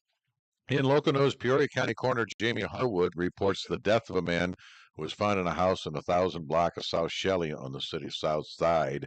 The victim reportedly had no identification documents on his person. Harwood is hoping that the public might assist in making this identification. He's between 25 and 35 years of age, reddish beard, about 5'10", weighing around 145. He's got a number of body tattoos. Call the coroner's office 669-2000 if you have any information about the man's identity. There were a lot of fireworks displays over the weekend, and not just red, white, and boom along the riverfront in Peoria and East Peoria. Many area cities and towns have their own, and they were enjoyed by all. Despite warnings from police and fire officials, some people violated local laws and had their own fun with the dangerous fireworks. But in a couple of incidents, it wasn't fun. The man went to OSF St. Francis Medical Center Friday morning after he was seriously injured by an exploding missile in the 600 block of West Laux Avenue. A second man went to the hospital after he got hurt at a 500 block of Eureka on the city's north side. Once again, the culprit was fireworks. Fireworks caused a major fire at a couple of apartments in the 100 block of Braves Court near John Gwynn Park. Damage around $300,000. Officials say the blaze started from exploding fireworks. And that's the news. From the WCBU Newsroom, I'm John Norton. The new chief at the Village of Peoria Heights Police Department has already served the community for more than 2 decades. Christopher Ahart was appointed to succeed retiring Chief Dustin Sutton by the Heights' mayor and unanimously approved by the village board. Ahart says he wants to encourage Heights' officers to leave their squad cars. They pop into the businesses, they walk through the restaurant area, they walk through the concert area and Heritage Square.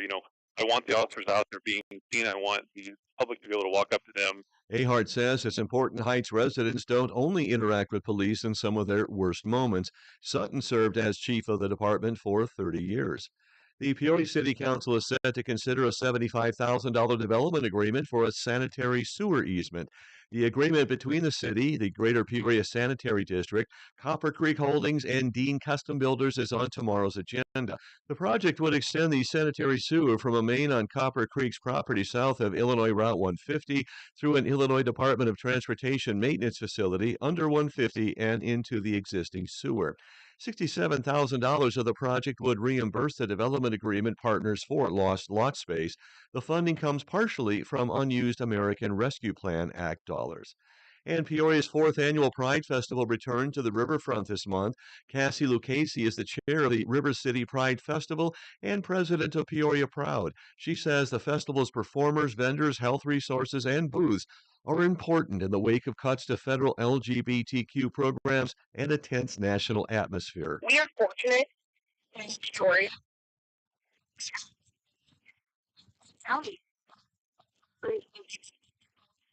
Yeah. Here. Yeah. Casey says the festival is an affirmation that LGBTQ people exist and are visible no matter what laws change. The festival runs 10 a.m. to 10 p.m. on Saturday, July 19th. Mostly sunny skies today with a high in the middle 80s. I'm John Norton, WCBU News.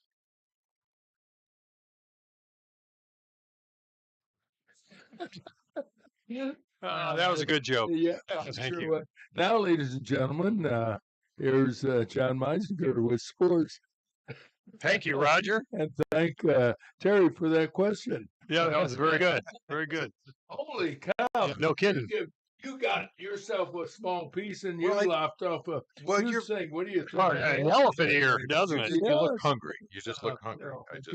Yeah. Good job. Well, Matthew Boyd struck out 9 in 5 innings hours after being named to his first All-Star team, helping the Chicago Cubs with the St. Louis Cardinals 11-0 last night. The Cubs got on the board early and then surged ahead with a 5-run third inning. Chicago scored a run in each of the first 5 innings to jump out to 11-0 lead, which held out through the remainder of the game. Also, yesterday, Michael Toglia hit a go-ahead two-run homer in the fifth inning, and the Colorado Rockies beat the Chicago White Sox 6-4 yesterday to avoid the sweep in a series between what arguably the two worst teams in the majors right now. On the day he was selected for the All-Star game, White Sox starter Shane Smith allowed 5 earned runs and 5 hits in 4 1/3 innings. No So, wonder he's an all-star. yes, yeah. Well, his record is 3-7. Oh, well, And he was selected. Selected for the All-Star team. Hmm. Yep. Yep. Well, the explanation for that is they want every team to have a representative Yep. in the All-Star game. oh. So I'm going to guess Maybe he's he was your the- best your bet. best bet. Because he's going into the bullpen anyway, right? So he's the best of the Yeah. worst. I'm sure he'll be happy to hear that. Anyway, we're sorry about that. Didn't mean to jump all over his case, Poor but guy. yeah, poor Gives guy. up 5 runs. That's enough, No to kidding. That's not. depress Yeah, anybody. then he has to listen to us in the morning. and that's even more depressing. But he says, anyway, other games, the Phillies beat the Reds 3-1. The Brewers matched that score over the Marlins 3-1. The Yankees beat the Mets 6-4. Was there any doubt? Is there any doubt in your mind that was going to happen? Tied over the Guardians 7-2 in 10 innings. The Rockies beat the White Sox 6-4, and the Mariners beat the Pirates 1-0. Peoria Chiefs, Gerardo Salas and Darlin Saladin teamed up to win the South to limit the South Bend Cubs to 5-2. Then yesterday in the series finale, the South Bend Cubs won 5-3 over the Chiefs. The Chiefs begin a 6-game homestand before the All-Star break tomorrow against the Cedar Rapids Colonels at 6:35 p.m. And wonder if they're corn kernels. They're corn kernels, I believe, if I'm not mistaken. Closely, you can hear them. Yeah, just when they grow. Okay. Peoria City men's soccer team didn't get the victory, but they did get what they deserved Saturday. They did clinch the USL2 playoff spot anyway. PJStar.com reports the Flying Carp, that's their nickname, dropped a 2-1 decision at Shea Stadium to Springfield FC. But Peoria, who is 7-3-1 and second in the Great Plains Division, they will head to the USL2 playoffs for the third time in their 4-year history. The conference finals and national semifinals are July 25th and 27th, respectively. National title game is August 2nd. 4-star defensive end Nolan Wilson, ranked number 53 in the 2026 ESPN 300, committed to the University of Alabama on Friday, adding to the wave of prominent recruits joining the Crimson Tide's 26 class. Following the acquisition of 4-star offensive tackle, here's your name, Sam Utu. On June 9th, we have Tutu.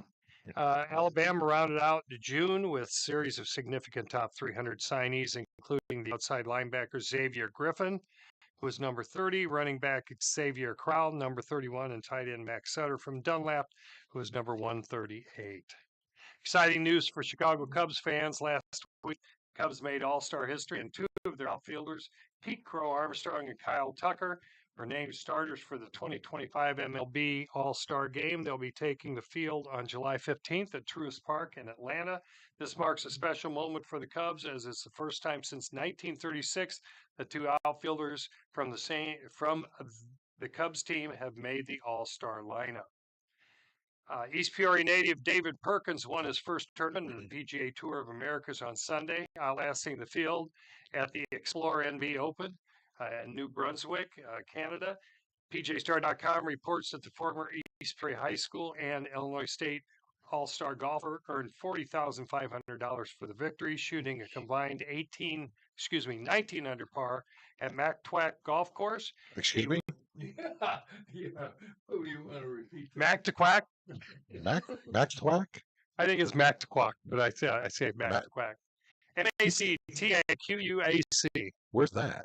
That's in New Brunswick, Canada. Okay. Okay. A beautiful area of the world, too. It's gorgeous up there, Yeah. but they don't know how to spell.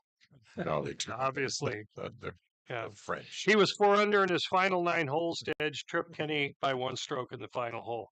And move over and make room for another multiple event winner on the PGA Tour this season. American Brian Campbell emerged from a crowded leaderboard and playoff amid a scattered rain showers yesterday at TPC Deer Run There it is, Deer Run. To claim the 2025 John Deere Classic at 18 under, Campbell made par on the first extra hole to grab the trophy and reign victorious over Emiliano Grillo, the co-leader after 72 holes. And a little story about that. Yes. You wanted to hear what happened with I family? did with the kids. Tell me about the kids. Okay. The kid, the golfer, Okay. went down to the John Deere Classic to Okay. watch the pros play. Yeah. And they were watching during some of the times when the other ones are playing. There are other pros that are taking chipping and putting practice. Sure. They're hanging So out. he went over to watch He one got of a the big pros. Well, he got Max Homa and Hayden Springer Uh-huh. to work with him on his chip. Oh, really? Yeah, let's see, the caddy for Max Springer called him over. He goes, "Hey," he says, "Are you a golfer?" He says, "Yeah." He says, "Are you any good?" He says, "Well, I guess, yeah." And he says, "You want to chip around with pros Really? here?" And so Well, they that's let him kinda chip neat. around. Really It's pretty really nice. neat. And he got to chip 3 or 4 different You times. get some And they, pictures. yeah, there's some video. Got some cool. good video of it. We'll play that later on this morning. Yeah, I'll hold it up to the camera.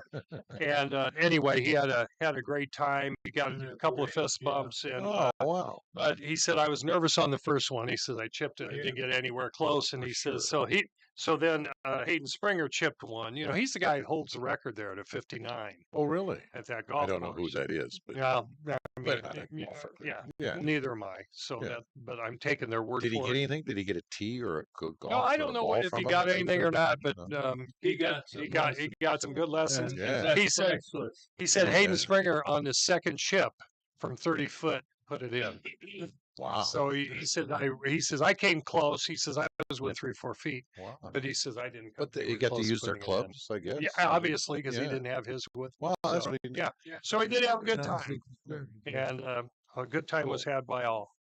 And so good stories to bring home to Grandpa. Wonderful story. You Anytime you remember can do it. Ray Lewis joined us? Yes. You remember Davey Lundstrom, who played basketball, and he went on the PGA circuit. We went out to see him at a PGA event in somewhere in Ohio, and after the first day, he was the leader, and we were there the second day, and he was putting prior, and he was going to lead off. And he was putting, and me and Bob Schultz was my companion. We debated whether or not to go up and talk to him.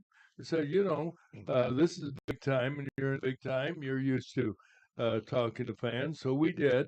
And he was very cordial and said we were from Peoria and had attended the university, wished him well. And later on, he went to the first tee, teed off, and where do you think he hit the first ball? Into the rough. Into the woods. Okay. Not the rough, in the In woods. He had to tee up again. Oh. Where do you think he hit the second one? And- Same place. Oh, That geez. point, apparently, and Ray, you know more about the rules than I do, he had to lay in to where he went out of bounds. And he had a terrible, and we blamed ourselves for it. If we hadn't said anything You to had to him, talk to him. yeah, if we hadn't talked to him. Yeah. And I remember watching him down as he was walking down the fairway in the third hole, and he looked over and saw us, and he shrugged his shoulders like, I'm having a bad day. I felt sorry for him. Yeah, it's kind of neat though when you're sitting around just doing something normal. You get to sit next to somebody who's famous or well known, like Mhm. here Sure. today. I'm sitting next to Roger. Would you Oh, like, hi Ray. would you like one of these donut holes up your nose? Hey, before we get serious, it bothers me that we couldn't come up with a better nickname for the Peoria soccer team Oh, yeah. than Lang Park. Flying Carp. Yeah.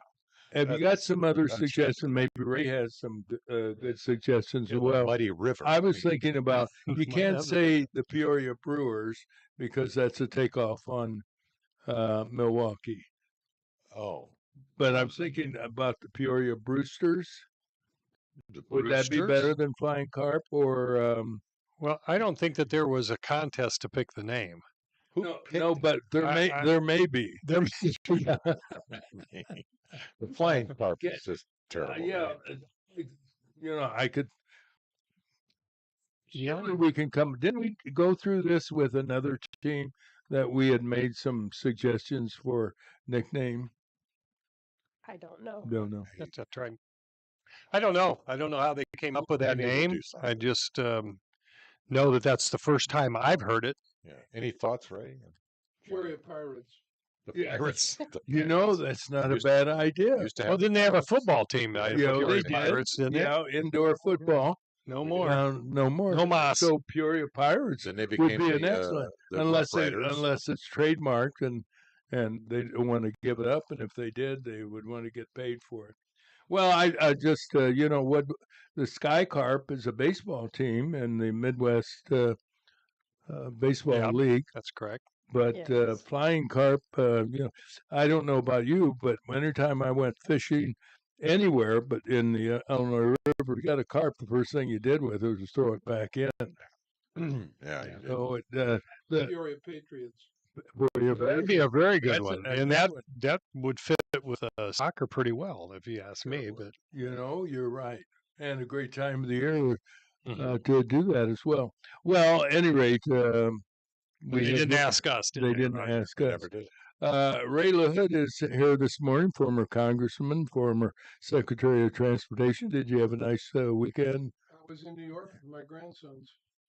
All right. Went Yeah, to see a yeah. play. In New York City. Correct. Went to see the Statue of Liberty. Went to see 9/11 Memorial. Went to took a walk in Central Park. Darren's oldest son is doing an internship there, and we took another one of our grandchildren and spent the weekend in New York. It was absolutely What was the beautiful. play? What good. played you see? It's Gypsy. It's Fabulous.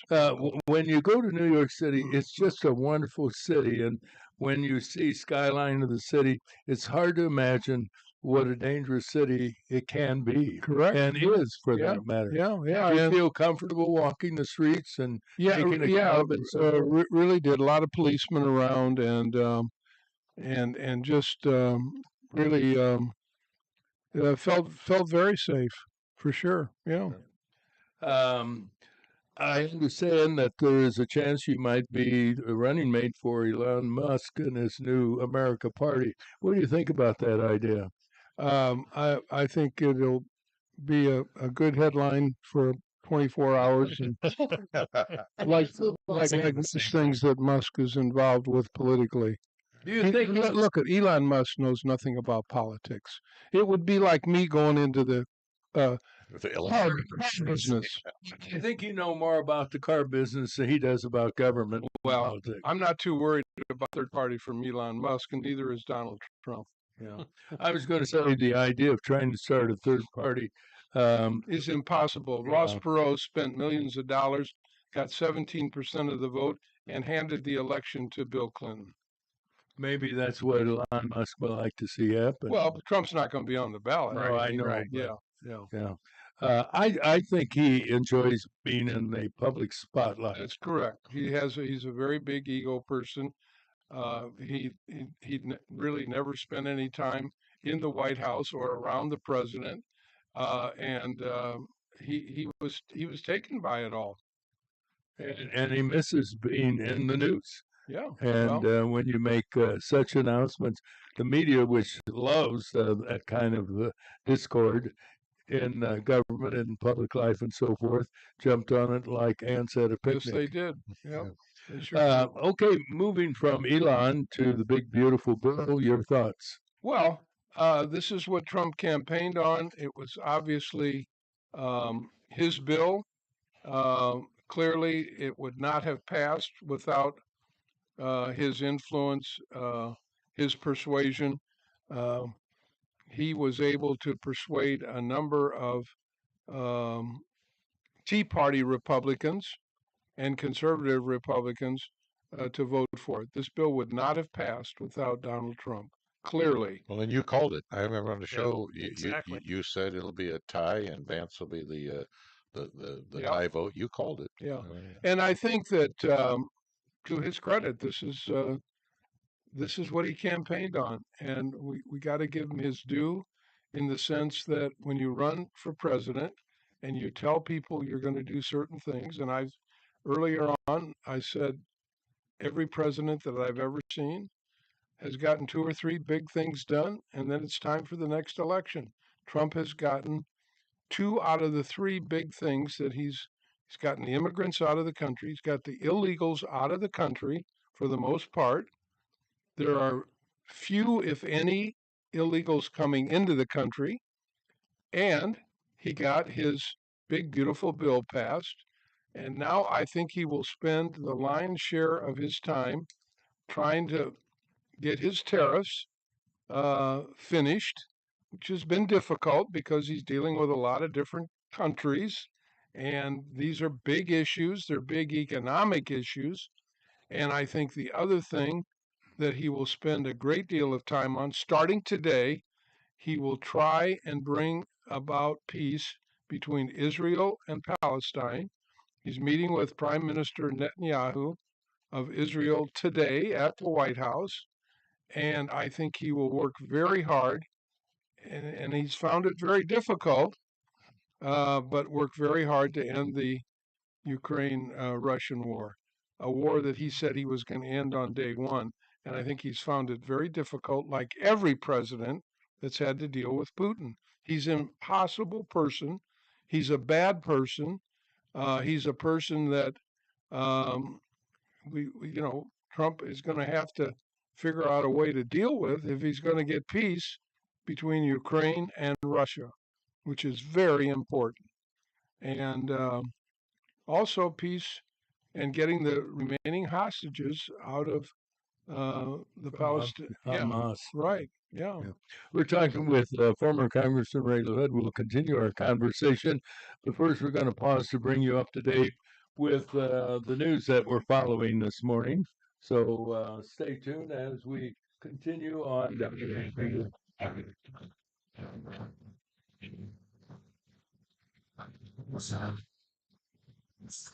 7:31 had our news at the bottom of the hour, brought to you by Bob Manning, Senior Vice President and Financial Advisor with the Grand View Capital Group at Morgan Stanley in Peoria.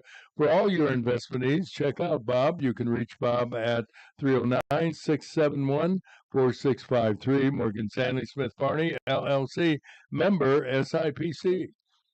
The country is mourning after floods claimed the lives of 82 people, with 11 others missing.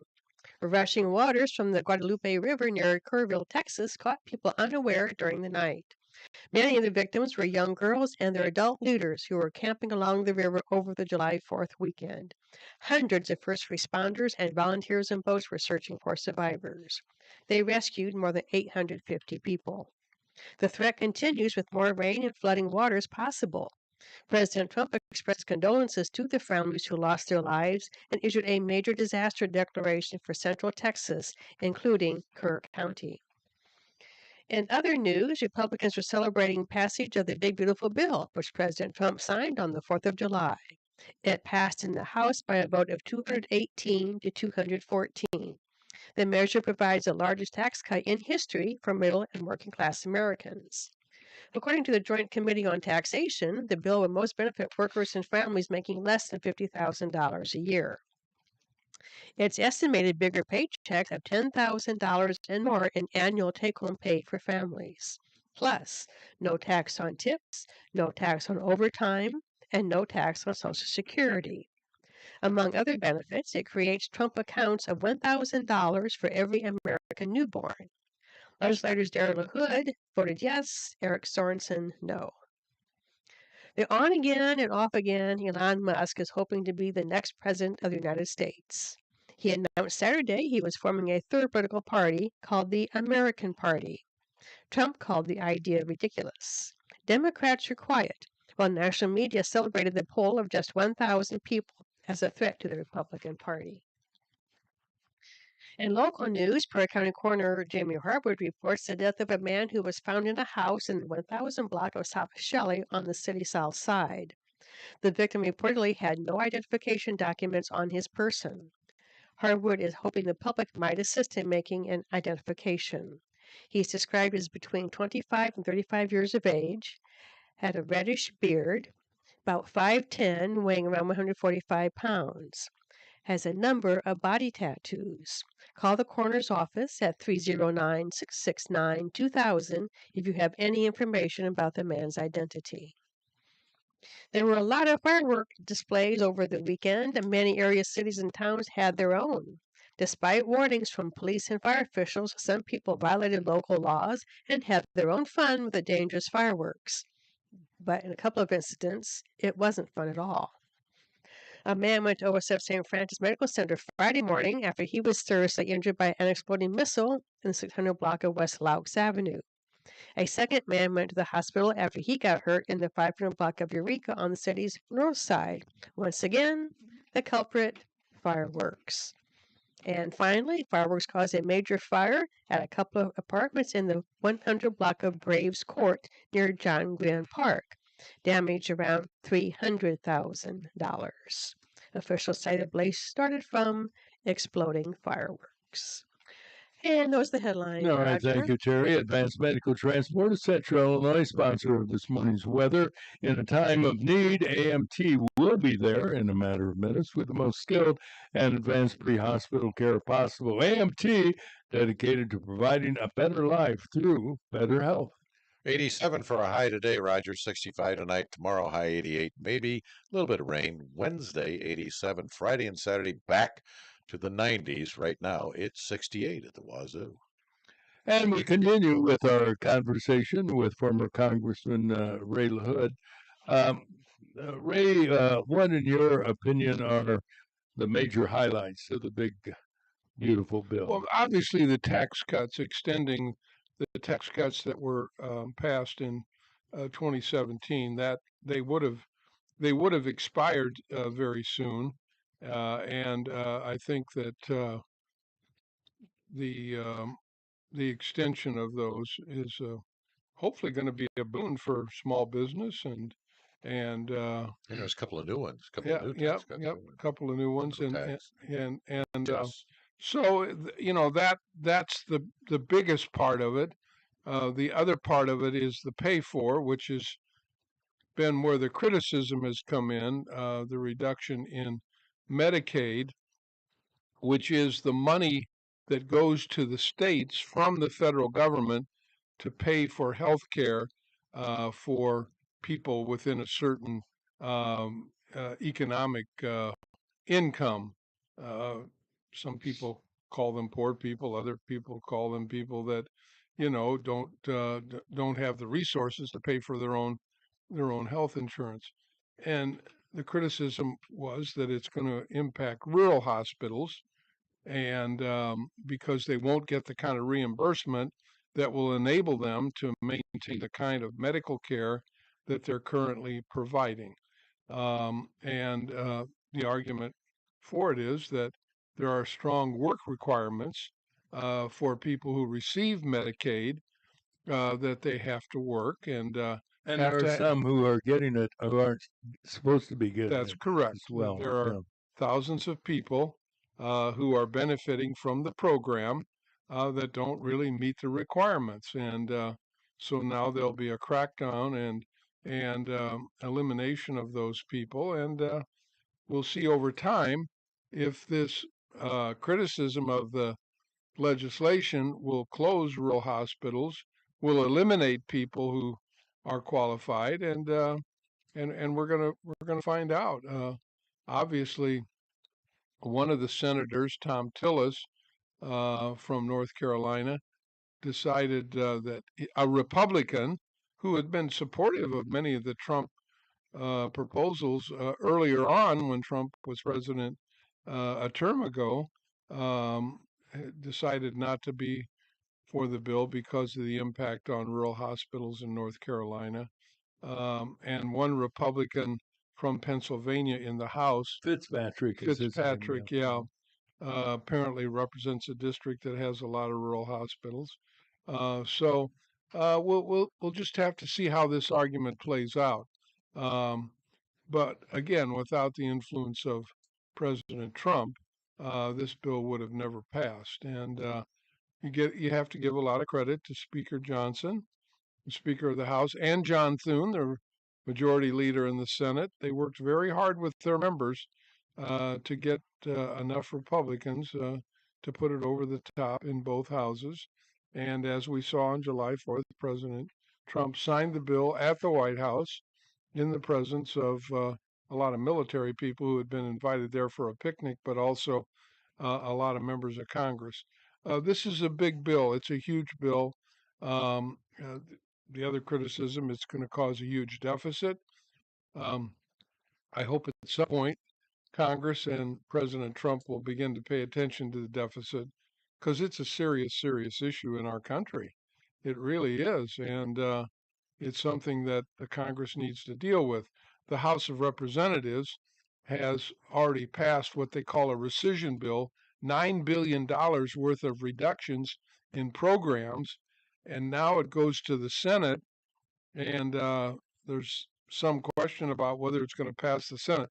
But that's the next phase of this bill, trying to bring down the deficit. And the House has already done it, and the Senate is back in session this week, and we'll consider this, but it's very important. Yeah. Having some experience in the healthcare business is enough to make me dangerous. Rural hospitals have for 10 to 20 years been struggling financially. Correct. And it's an ongoing battle. Interestingly, I was up in the area of Mendota, and OSF St. Francis has a beautiful hospital in Mendota, and that is primarily a small town, a small hospital. And as you know, OSF St. Francis Healthcare has been exploding and expanding for a number of years. So You know we'll what would see be how the marketplace handles it. Yeah, you know what would be interesting, Roger?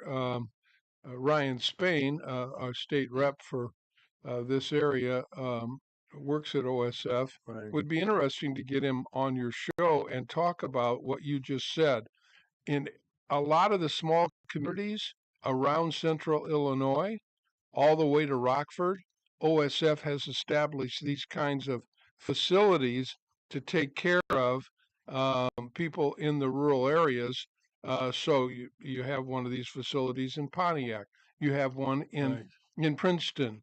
You have one in Kewanee. You have one, as you said, In Mendota. in Yeah. Mendota, and they're providing a very, very important service, but they have to have the reimbursements in order to keep the doors open. And that, again, we'll see if the criticism that's been leveled against this bill is going to impact the kind of care and service that OSF is providing in these rural areas. But in terms of OSF and their expansion, they're all over the rural part of Illinois now. Yeah, part of the difficulty, and it's been there for years, is Medicare only pays a certain percentage Right. of the cost of providing the service, not the charge of providing. There's a difference between what is charged and what is the cost. And Medicare is less than what private pay pays, and Medicaid is even worse Correct. than Medicare, for that matter. So it's been an ongoing battle with the level, as you know, Correct. of reimbursement. On a happier note, I think all of us in the room, if they were watching it, the ceremony in the White House, took a great deal of pride in watching your son being a part of that activity. The one thing that bothers me a little bit, people refer to it, and you did too, Darren LaHood of Dunlap. I'm sorry, Mr. LaHood. He is a Peoria kid. Right. He was born and raised, I don't know if he was born on Wagner Lane, but lived in Wagner Lane, not too far from where I lived. As far as I'm concerned, you can say Dunlap all you want, but he's Peoria. Okay? Thank you. All Yes. right. Yeah. Yeah. And if we had such pride, I can imagine what you and Kathy Yeah, were of doing, course. No, watching very, it as very, well. yeah, very proud of Darren and the work that he was right at the forefront of this bill because he's on the Ways and Means Committee. That's where the bill was written in the House, there, and the Energy Committee, and then of course in the Senate it was written at the Finance Committee level. But he was right at the forefront and very helpful to the Speaker and very helpful to the President in terms of getting this over the over the finish line.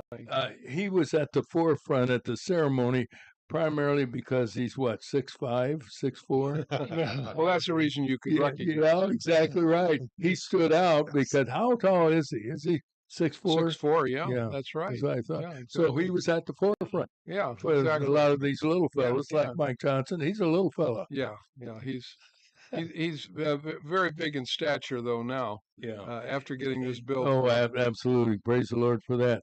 I want to go back to New York City, man. I know you touched on or made a reference to the play Gypsy that Yeah, you saw right.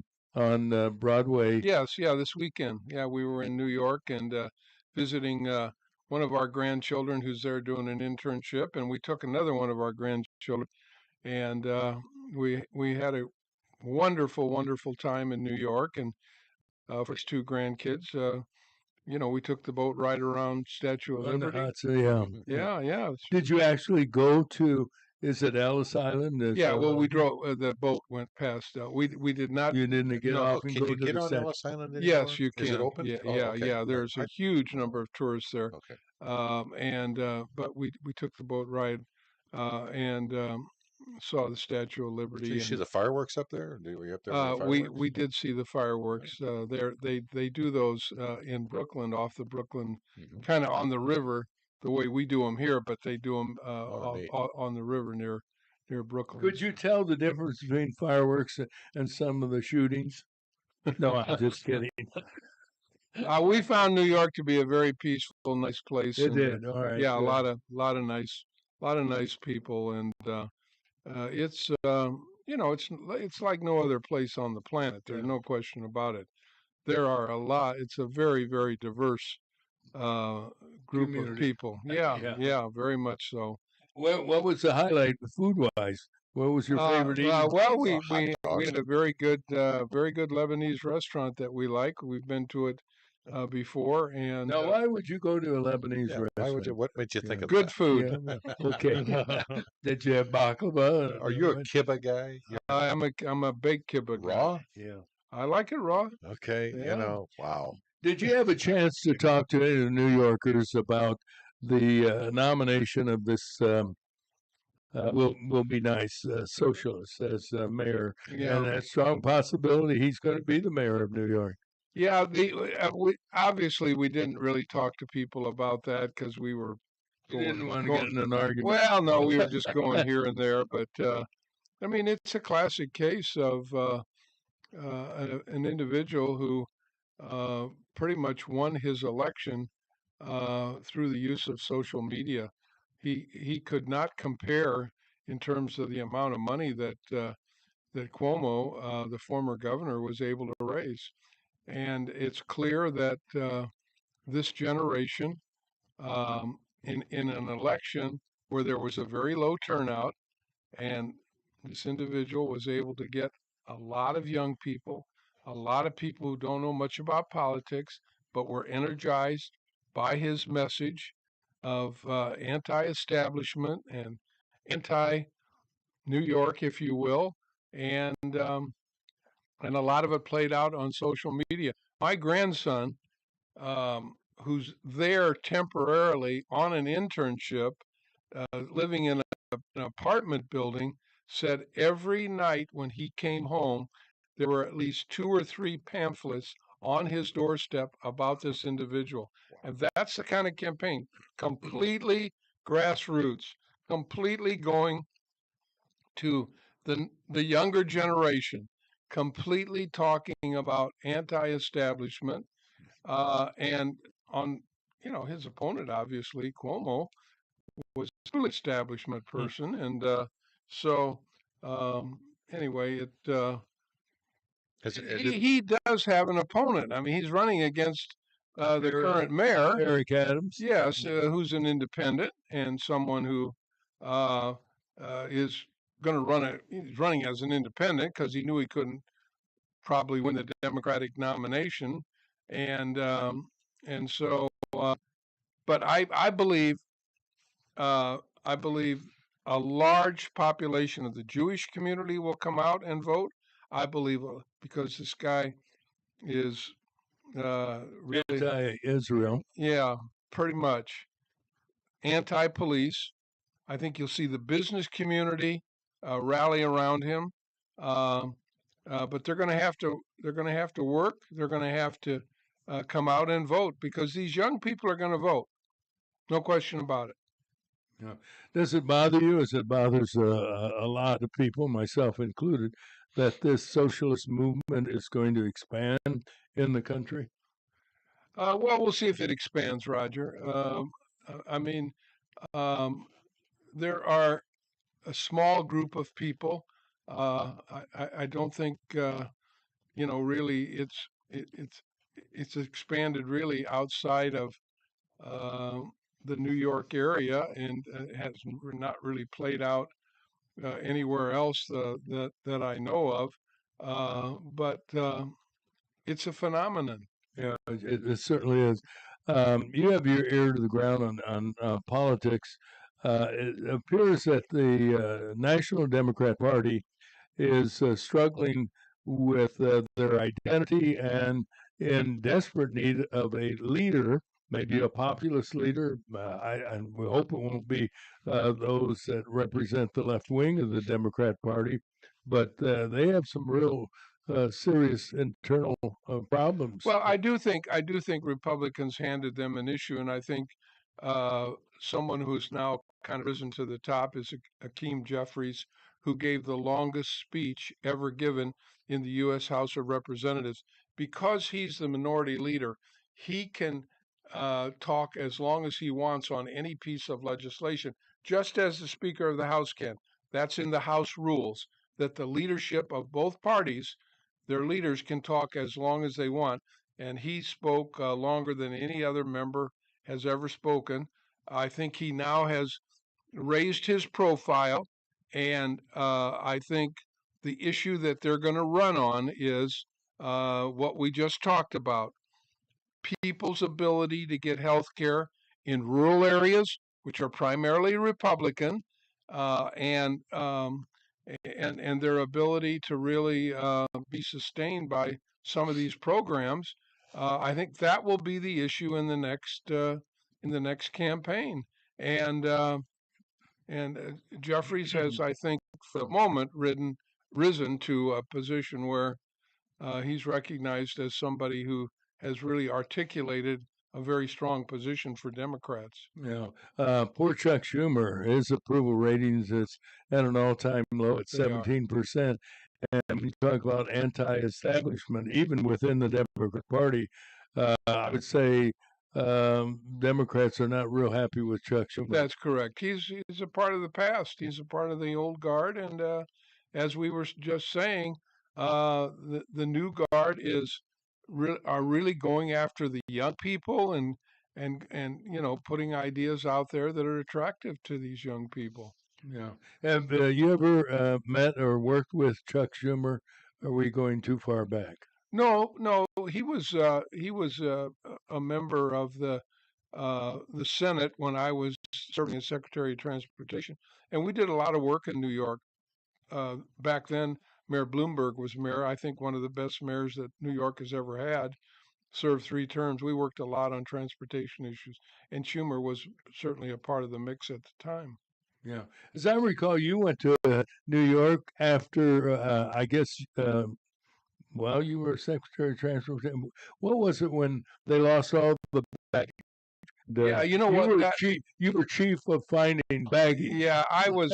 I was then. I had left transportation, and I was asked by the Port Authority of New York, which has jurisdiction over the 3 airports, Newark, Kennedy, and LaGuardia, to do a study on what happened at Kennedy, and we made several recommendations to the Port Authority, but I was doing that more as a consultant after I had left DOT.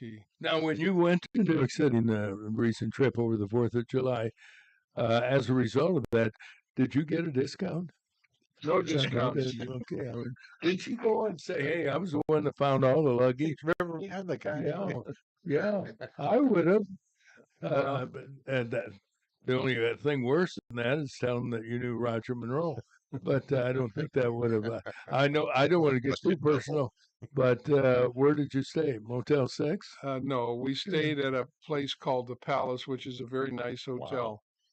Very nice hotel. Have they, didn't they do some work on the Waldorf Astoria? Yes, they did. Completely remodeled. That's what Yeah. I thought. Yeah, bought by a Japanese company. Yeah, they don't call it the Waldorf anymore. I can't think of the name Oh, of it. really? Yeah, no, Hoi Toi Lo Yeah. Hotel or whatever. Yeah. yeah. You know, we were out there one year, and when the Waldorf was, the premier hotel, and we said, why don't we just go in and walk through it like we were staying there and so forth. And inside they had shops, and we decided to have a mid-afternoon snack or whatever. It was very reasonable. I was really surprised. I thought, boy, this is going to cost, but I found it very reasonable. Prices, obviously, in New York City. It's a very expensive Yeah. place. Very expensive. Everything is expensive. Yeah. And you take a taxi ride? Oh, So you many. would- I was going to say that'd be the time I You're would not limo quit. driven? You're not.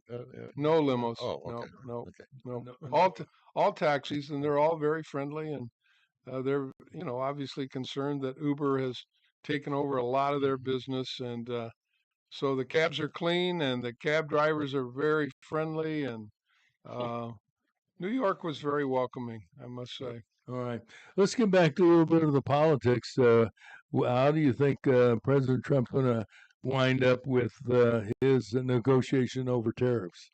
I think it's uncertain because he has a certain position, and many of these other countries, for example, like China, where there's a lot of merchandise and a lot of um, things that we buy that come from China, and so and they're tough negotiators.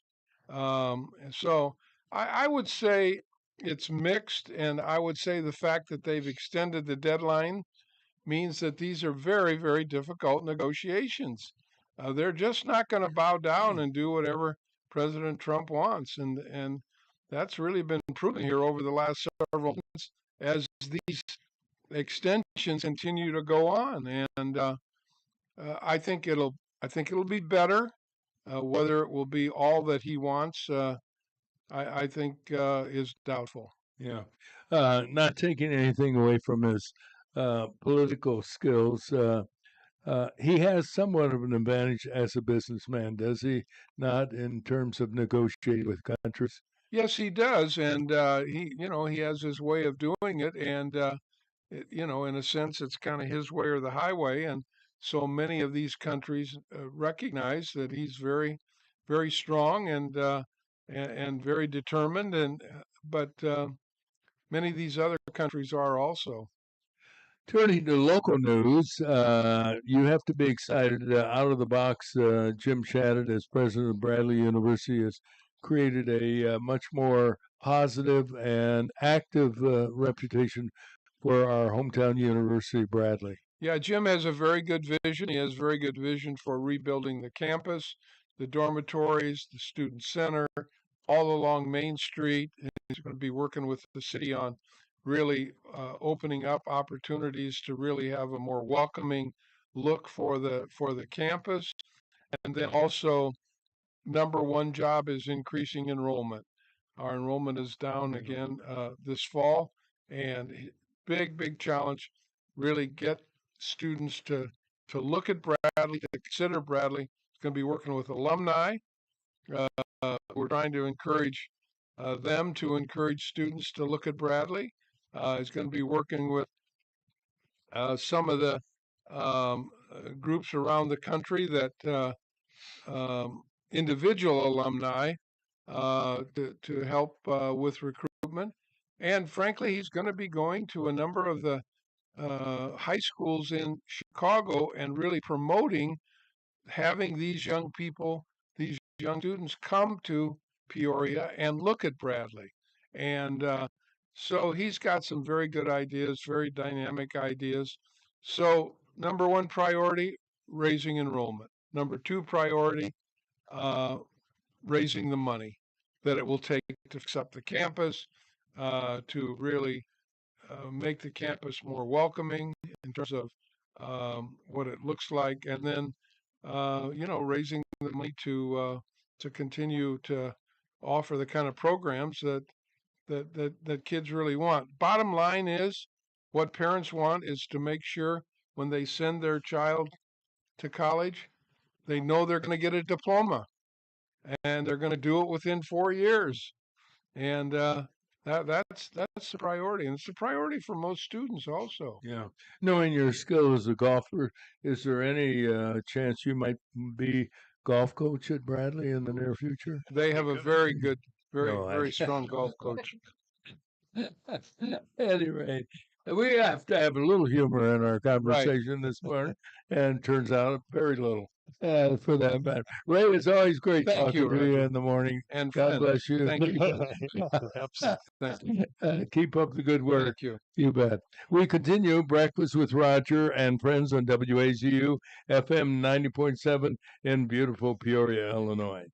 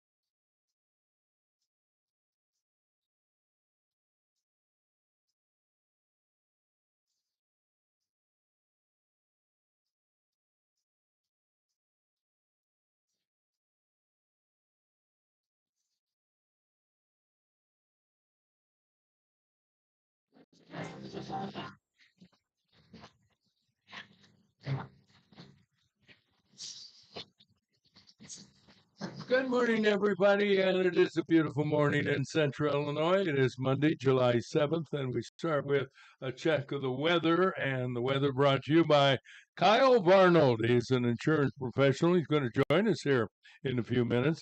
In the meantime, remember he can shop around on your behalf to find the right coverage at the right price for insurance, and his phone number 309-682-0519. Sunny and warm today, 87. It'll be under 90 at least today. Tonight, clear and low 65. Tomorrow, partly sunny, about a 40% chance for rain in the afternoon. High 88, possible rain. Also tomorrow night, Wednesday, partly sunny, 87. Thursday, back to 90. Friday, partly sunny, and 90. Saturday, high 85. And we'll talk to Kyle at about 8:30 and check all these stats. And right now, it looks like 68 degrees at the wazoo. All right. Thank you very kindly. Now we have the news brought to you this morning by Spoon River Home Health. Bridging the gap in healthcare since 1993, Spoon River Home Health, they've been caring for people of all ages in their homes where recovery and healing faster and more comfortable. Learn more from Spoon River at 309-245-0723. The country is in mourning as floods claim the lives of 82 people, with 11 others still missing. With little warning, rushing waters from the Guadalupe River near Kerrville, Texas, caught people unaware during the night. Many of the victims were young girls and their adult leaders who were camping along the river over the July 4th weekend. Hundreds of first responders and volunteers in boats were searching for survivors. It's estimated they rescued more than 850 people of all ages from the high waters. Oh, and also that threat continues with more rain and flooding waters possible. President Trump expressed his condolences to the families who lost their lives and issued a major disaster declaration for Central Texas, including Kerr County.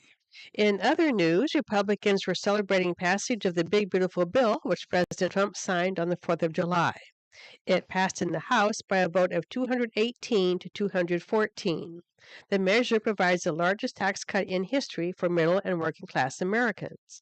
According to the Joint Committee on Taxation, the bill will most benefit workers and families making less than $50,000 a year. It's estimated bigger paychecks of $10,000 and more in annual take home for some families. Plus, no tax on tips, no tax on overtime, no tax as a friend of Rogers, and no tax on Social Security.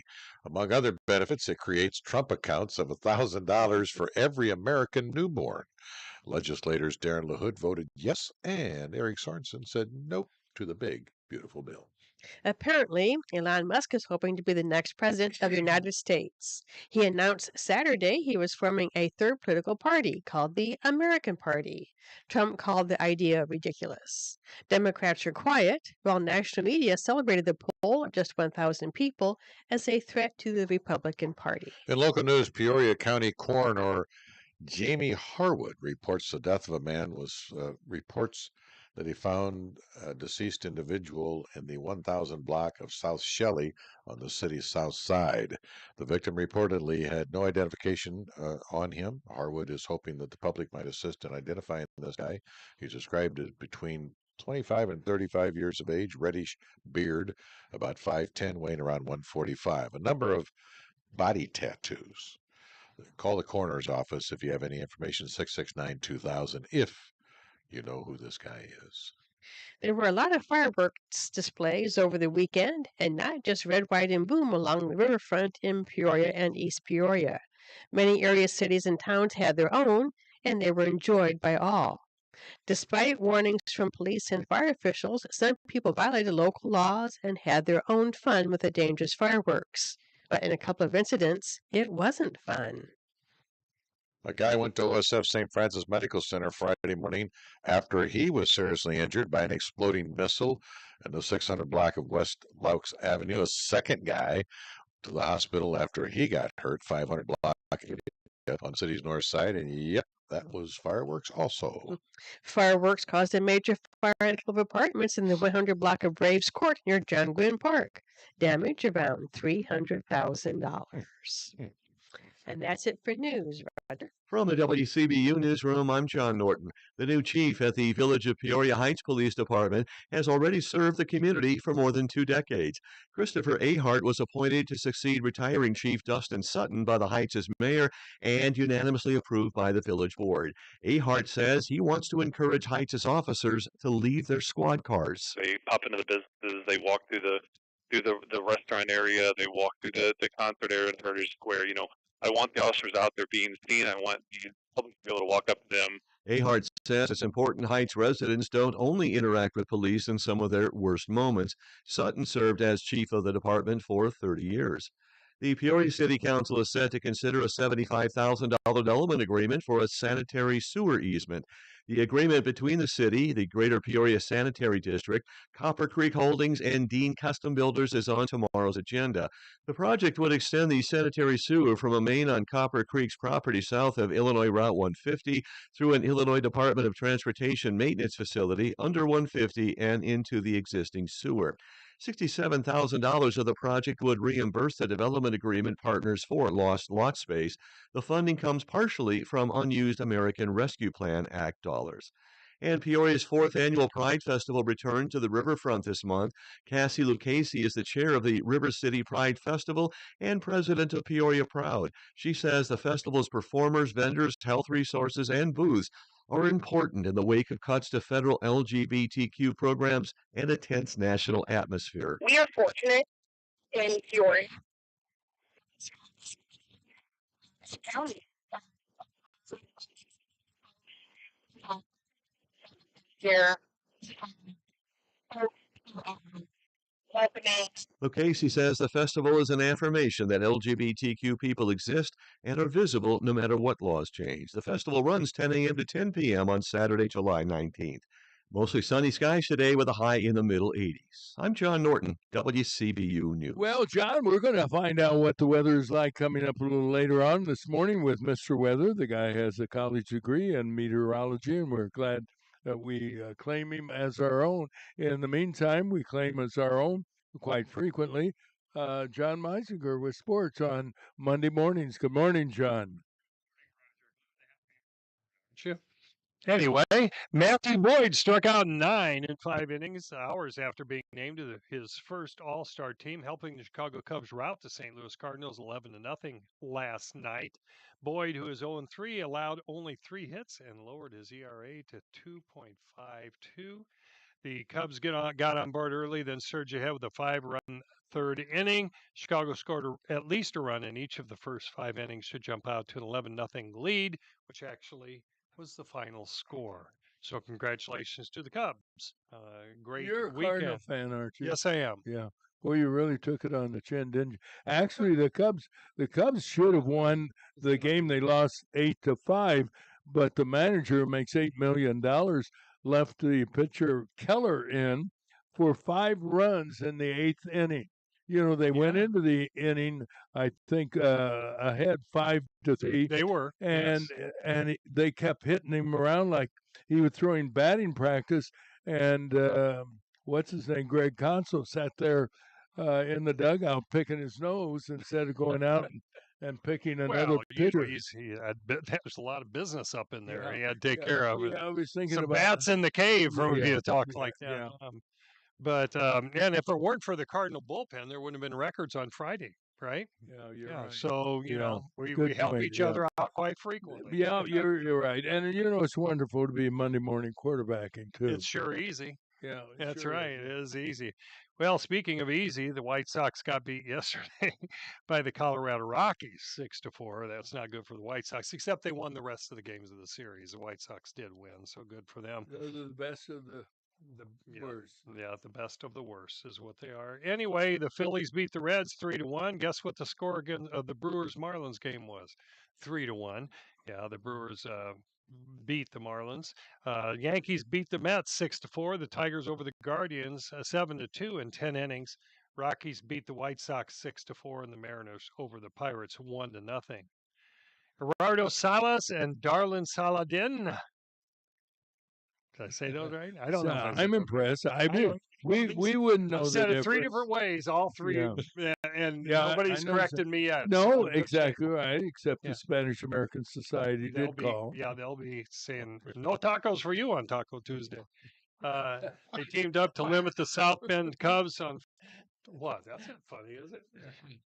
What was it supposed to be? But it turned out. They teamed up to limit the South Bend Cubs to 4 hits on Saturday night, and the Chiefs emerged with their 5th straight win by a final score of 5-2. So they were 5 in a row until yesterday. The series finale with the South Bend Cubbies. The Cubbies won that one 5-3 over the Chiefs. The Chiefs will begin a 6-game homestand before the All-Star break tomorrow against Cedar Rapids at 6:35 p.m. Again, it's Taco Tuesday, so enjoy a Chiefs game. Go out and get some tacos for what, about $2 a piece? $2. Regular price, $2. $2. Okay, the Peoria Chiefs. I was just there just a second. Let me back up. Peoria City men's soccer team didn't get the victory, but they did get what they wanted Saturday when they clinched a USL2 playoff spot. The PJStar.com reports that the Flying Carp, that's the Peoria team's name, if you haven't heard, dropped a 2-1 decision at Shea Stadium to Springfield FC, but Peoria is 7-3-1. That puts them at second place in the Great Plains Division. They'll head to the USL2 playoffs for the 3rd time in their 4-year history. That's coming up in the end of this month. 4-star defensive end Nolan Wilson, ranked number 53 in the 2026 ESPN 300, committed to Alabama on Friday, adding to the wave of prominent recruits joining the Crimson Tide's 26 class. Following the acquisition of 4-star offensive tackle Sam Utu, he was number 78 overall, on June 9th. Alabama rounded out June with a series of significant top 300 signees, which include a local young man at tight end named Max Sutter from Dunlap. So it looks like Alabama's doing pretty well in their recruiting. Oh, they do every year. Yeah, and so maybe they're looking for better things. Exciting news for Chicago Cubs fans. Last week, the Cubs made All-Star history as 2 of their outfielders, Pete Crow Armstrong and Tyler Tucker, were named starters to the 2025 Major League Baseball All-Star Game. They will be taking the field on July 15th at Truist Park in Atlanta. This marks a special moment for the Cubs as it's the first time since 1936 that two outfielders from the team have made the All-Star lineup. Who were the last two? Knew you were going to ask me that. Frank DeMare. Frank was? Frank? Wow. You know Frank. Yeah, sure. Yeah, and Augie Gallen. Augie, you're kidding. I would never, Augie. never. I kid you, never would have Roger. thought Augie would have made it. Never heard That of was either one back of in the day, though. Yeah, it was, yeah. Have you heard of him before? them. No. What the hell, guys? Well, you need you- We wanted it to be exciting. had me hooked. Well, I was answering questions. Sports can be and- boring, so we you're wanted doing- to. You're doing well, the spinning the and pulling me in. pulling you in. And it Oh, worked out real well. and I'm flopping all over the table. No, you're This is not terrible. flopping, no. Flop is not part of Well, our show. yeah, I can't flop Flipping anymore. maybe, I but not flop quite flopping. frequently, actually. Move over and make room for another multiple event winner of the PGA Tour this season. That seems to be the story now. American Brian Campbell emerged from a crowded leaderboard and playoff amid scattered rain showers yesterday at the TPC Deer Run. That's the Deer Run golf course. To claim the 2025 John Deere Classic at 18 under. Campbell made par on his first extra hole to grab the trophy and reign victorious over Emiliano Grillo, the co-leader after 72 Good holes. Thank you pronunciation. so much Yeah. for that. I'm really good today with yeah, those Yeah, big that's- names. that's very good. Thank you. Thanks for the help. Impressive work. Yes, I'm very depressed impressive. too. And Roger, Yeah. that's sports for That's this just half hour. sports. You know, you put a lot of color in your sports, Yeah. and I Very like. colorful guy. Well, this is hour number 3. A highlight will be conversing with our good friend Kyle Varno Meteorologist. about the weather. You know, the TV weather guys have indicated rain virtually every day this week. But when you get into the weeds, the National Weather Bureau is clarifying it by saying 30% and 40%. Yeah. And I know I've asked this of the panel before. What percentage do you feel like it means we're going to have rain? 80 80? at least. Mine is 50. No. If the Weather Bureau says 50% chance, That's only 50. But that only means, and I know it sounds is the weird. cup No, half no, I full or half know what full? you're going to say. No, it's only 50% of the people are going to get wet. Now, see, you've come up with that No, it's harebrained not my idea. idea No, it is not. before. No, I didn't make this up. And- Let's ask. No, Let's ask I the think you're meteorologist. misinterpreting what was said. It was said that 30% of the area will get rain. Correct. You're saying 30% of the people. Well, same thing. The area, the people that are in that area. That it's the same thing. Well, in other words, if we're all in a crowd down at Civic Center, 30% are going to get wet. No. No, it doesn't. So 70%. no. will be dry. It means I'll say area then, because this is confusing for you, evidently. Well, a lot of things are confusing to me, including this program. But having said that, Yes. Kyle, that's one of the things we will ask Kyle this morning. What does the percentage thing mean? Who is it? And my guess is I that want names. what Kyle's going to say is, geez, Roger, Yeah. we said this I- to every week, Aren't you almost listening? every day I'm on. Aren't Don't you you ever listening? pay attention to what I say? And you're doing the right thing. He'll say, Oh yeah. Chew the you out. needle on the meter chew you will out. bend over and like a pretzel out at Northwoods He gets a Mall. little Is that place still open? Auntie Anne's, as far as I know What's it the is. name of it? Auntie I Anne's. think Is that's it the still only there? place that's open now that was open back then. Maybe Penny's. Back when it opened? Yeah. Yeah. Well, You know what I mean. I know It what was you a mouthful. meant. That's not what I said. Said that way. But You understood. It's part of your problem too. This is getting scary. Now we're starting to understand each other. It's scary. Ramblings. It's real Yeah. scary. yeah. There's not a delay on this Yeah. show. I do want to say on a happy but a serious note, I want to thank my brother's daughter, Carrie. She held a birthday party for my brother's birthday. It's tomorrow. nice. He will be 94. No. Seriously? Yeah, he Oh, was really? 94. Yeah. Why did you say no, no, no? Because I initially was thinking it was your son, but you said your brother. Well, my dad was Zach. My brother is I Zach, know and I this. have a son My other named brother, Zach, Daryl. and I have know, a it's like- snake named Zach. I know. And no, I really. Very Well, original it was name. a Yeah. wonderful event, and they had more dessert than Melvin's Bakery, if you remember Oh, Melvin's I do Bakery. remember Melvin's. Yeah. And it was actually wonderful. Where was One it? of the cake was Texas cake, although she had another name for it.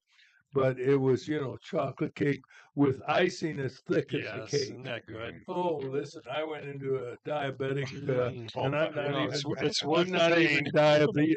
Where was this, diabetic. Roger? Where was this? That was at Lesson in that. Zach's house. Oh, okay. You know, Okay. he still gets around pretty good. He has a walker, Good. and we just had a wonderful time. When you get together with older Americans, and I'm one, and my brother is one, what do you think our favorite conversation topic is? Health. But Hair. that is common. Okay. But I said happy. Oh, That no. was- Sorry, never mind. I would never have thought that. That was because I don't think I I don't said know. it. Oh, Old, yeah. old dates, old women, old love affairs. None. Things we remember growing up. Oh, that's true. Oh, You know, sure, who sure. the That'd be neighbors my were, second guess. what in some of the stores, some of the bakeries that we were just talking about. And it seems like his skill at remembering is pretty good when you go back in time. Well, long-term memory is always pretty good. Yeah. Yeah. Short-term, maybe a But little. we had a wonderful time and enjoy it. But tomorrow is a big day, so we'll wait until tomorrow to Nice. sing happy birthday to him Good for him. on his 94th. It's not And- easy to get that far, is it? No, we did talk about that. Did you? Okay. It's not for the weak of heart, is it? It was interesting. I said, you look good. How are you feeling? And he went through that. When he got done, he said, how are you feeling? So we spent the next half hour talking about my health. So we did talk about health a little bit Yeah. then, right? Oh, sure. Not a little bit, quite a bit, Oh, sure. for that matter. What's there left to talk about? It's And- all and- but show you how sharp I am. He had the Cup Cardinal game on yesterday afternoon, and I noticed that a guy came up and hit a home run, and I said, he did the same thing yesterday. What's that pitcher doing in? And giving up a home run to the same Cardinal. It took me 30 seconds to realize It's a replay. it was replaying the game from the day before. Because the Cardinals didn't even score yesterday. When you come down, they weren't even on until like in the evening. In the evening, yeah. But I didn't know that because the TV was behind me. And I turned around and heard the crowd cheer, and I said, there he goes again. He did Wow. the same thing. What's he doing in the game? You should have bet on that game. You I have an interesting story to tell you. I hope it's interesting. When I was stationed with the American Forces Radio Network in Germany, we would carry Major League Baseball games, I guess through the satellite or whatever. The problem is that when we got it was on a delayed basis, that when we started playing the game, it was already in actuality over. Well, somebody at one of the nearby bases knew that, and he was able to find out by calling the station what was the score of the Yankee White Sox game, as an example, the final. We would say 6-4.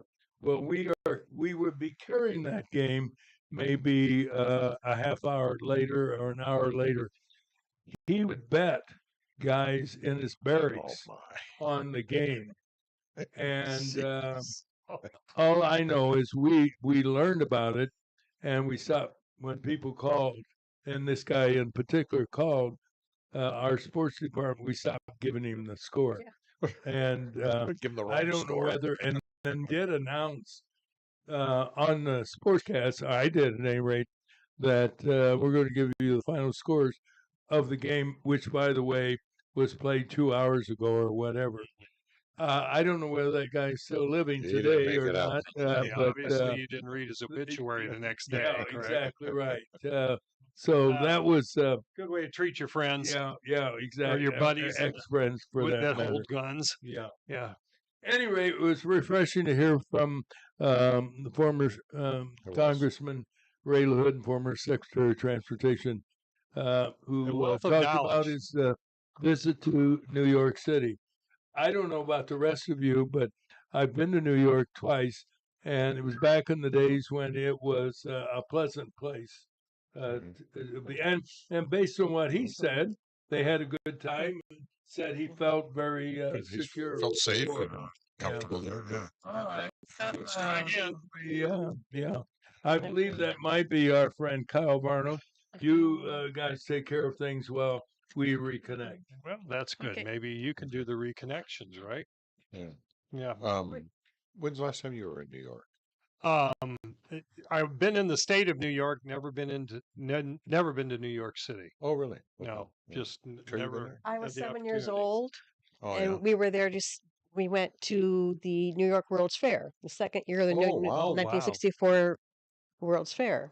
Mm. I had a broken arm, so I had a cast like all the way up to my elbow.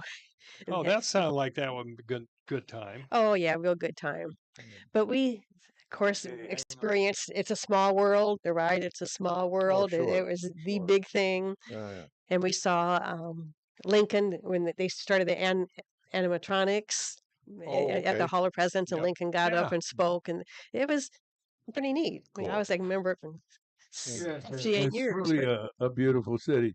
And we have our beautiful weatherman on the line. Good morning, Kyle. Hi, gorgeous.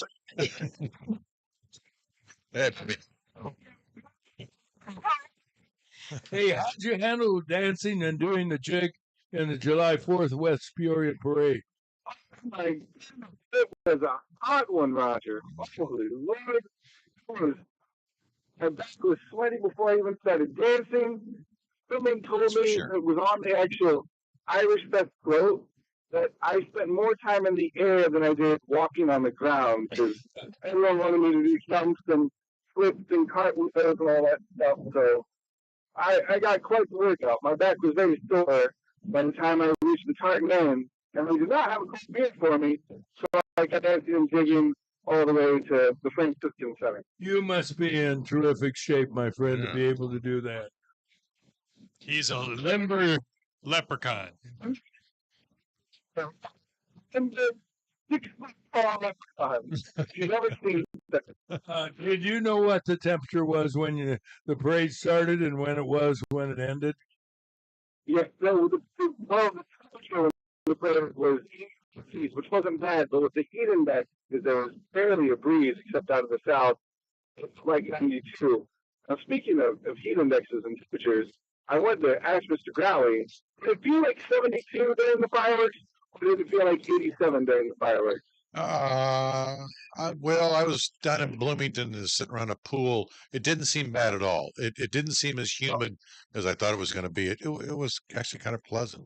And everybody kind of commented, "Wow, it's kind of nice outside." Glad it was pleasant for you, because it was not so pleasant. I'm happy for you. Well, thank you. This is a nice thought. Thank you. You're welcome. Yeah, before you get into the forecast, we're still struggling with what 30% Percent of chance for rain. Right. I can handle the question. Okay. Well, I was just trying to help because it sounded like you were stumbling. Well, I always sound the way. What does it mean? Regarding forecast area today? In other words, there's a 30% chance for rain. What does that mean? Hang on. Wait, what day is there a 30% Well, chance of any rain? day. It doesn't This is matter the what question. day. Just Oh, it does matter which day, Mr. Valley. For example. Interrupting. For example, how did that help? Go on. All right. Roger, you take this. I'm going to be quiet. All right. It is a 30% chance for rain tomorrow afternoon. Yeah, I would bump that up to 50 at least. Yeah, no, so how we determine it, and we've gotten a lot better. So we use zonal forecasts now, but you have to remember. So the National Weather Service Lincoln office covers 42 counties. So the CWA, the coverage weather area, is 42 counties. Now, if I were to cut those 42 counties into 3 sections, actually there are 4 sections in the zone forecast. So if I were to take I-55 and go west and then stay north of 136, that would be one of my zones, and actually is one of the zones. And in that zone, I would say 50 to 60% chance of thunderstorms, especially, and now we're going to get into the nerd part, so Mr. Growley can take a nap here. We have a northern stream shortwave coming through tomorrow afternoon. So we will see heat, we will see instability, we'll feel the humidity, especially midday tomorrow into tomorrow afternoon. With that instability, I all but expect storms to fire along the Illinois River Valley, which is good because we can get certainly our chances of rain in, which we missed out on over the weekend quite drastically. So we'll get our chances of storms and rain and some strong storms, maybe even some severe storms, but mostly damaging winds, hail, frequent lightning. And then that system, that shortwave moves through. We'll be back on the warmer side of things because that shortwave is associated with the trough. It's actually going to bring in more warm, humid air. But it's also, we have this frontal boundary. So the front moved through last night. Noticeably a little bit cooler this morning, northern breezes, winds that we're happy for it. It's actually a weakening front, and then it's going to hang out as a stationary front just to the south of us. Well, it actually keeps north on Thursday into our area. So again, that brings another chance of showers and thunderstorms. Now, when we talk about zone forecast, so you say 30%, 40%. What does it mean, weatherman? This is what it means. So 30% or 40% of the CWA, the coverage weather area, the coverage warrant area. That's what we're looking at. When we break it down by zone, zonal forecast, we can give a much better accurate reading of what actual percentage of rain you'll see for your zone as opposed to the whole 42 county CWA. And I expect storms to be back into the picture Thursday afternoon with that stationary front moving back in from the south, and then better chances of storms and maybe even severe storms as a trough moves through on Friday afternoon and Friday evening. So that's the way. Okay, could you repeat that? What we're looking at is the CWA. It's called a coverage warned area. What we do is we break it down by zone. So we actually have 5 zones now. And so when we look at the zones, we go, so one zone particularly is west of 55 and north of 136. Do I need to keep going? Yeah, that was very good. So, in other words, to summarize, that when they say 30% chance, that means 30% of the zone. 30% of the coverage warned area. Because again, we go by zones. If I were to take your zone, I would say at least 50% chance of showers and storms, particularly tomorrow afternoon, between 3 p.m. and 7 p.m. Wow. Now, here's my next question then. If you say 50%, that's a pretty good chance most of the, at least 50% of the area is going to get wet. Yes, sir. And I'm very excited about that chance because we did not excited about how you explained it. That was wonderful. There you go. That's wonderful. Did you go to college to study? Or did you go to college to get no, I'm talking to you. Did you go to college to study, or did you go to college to get a girl? No. No, I was very much a nerd, believe it or not.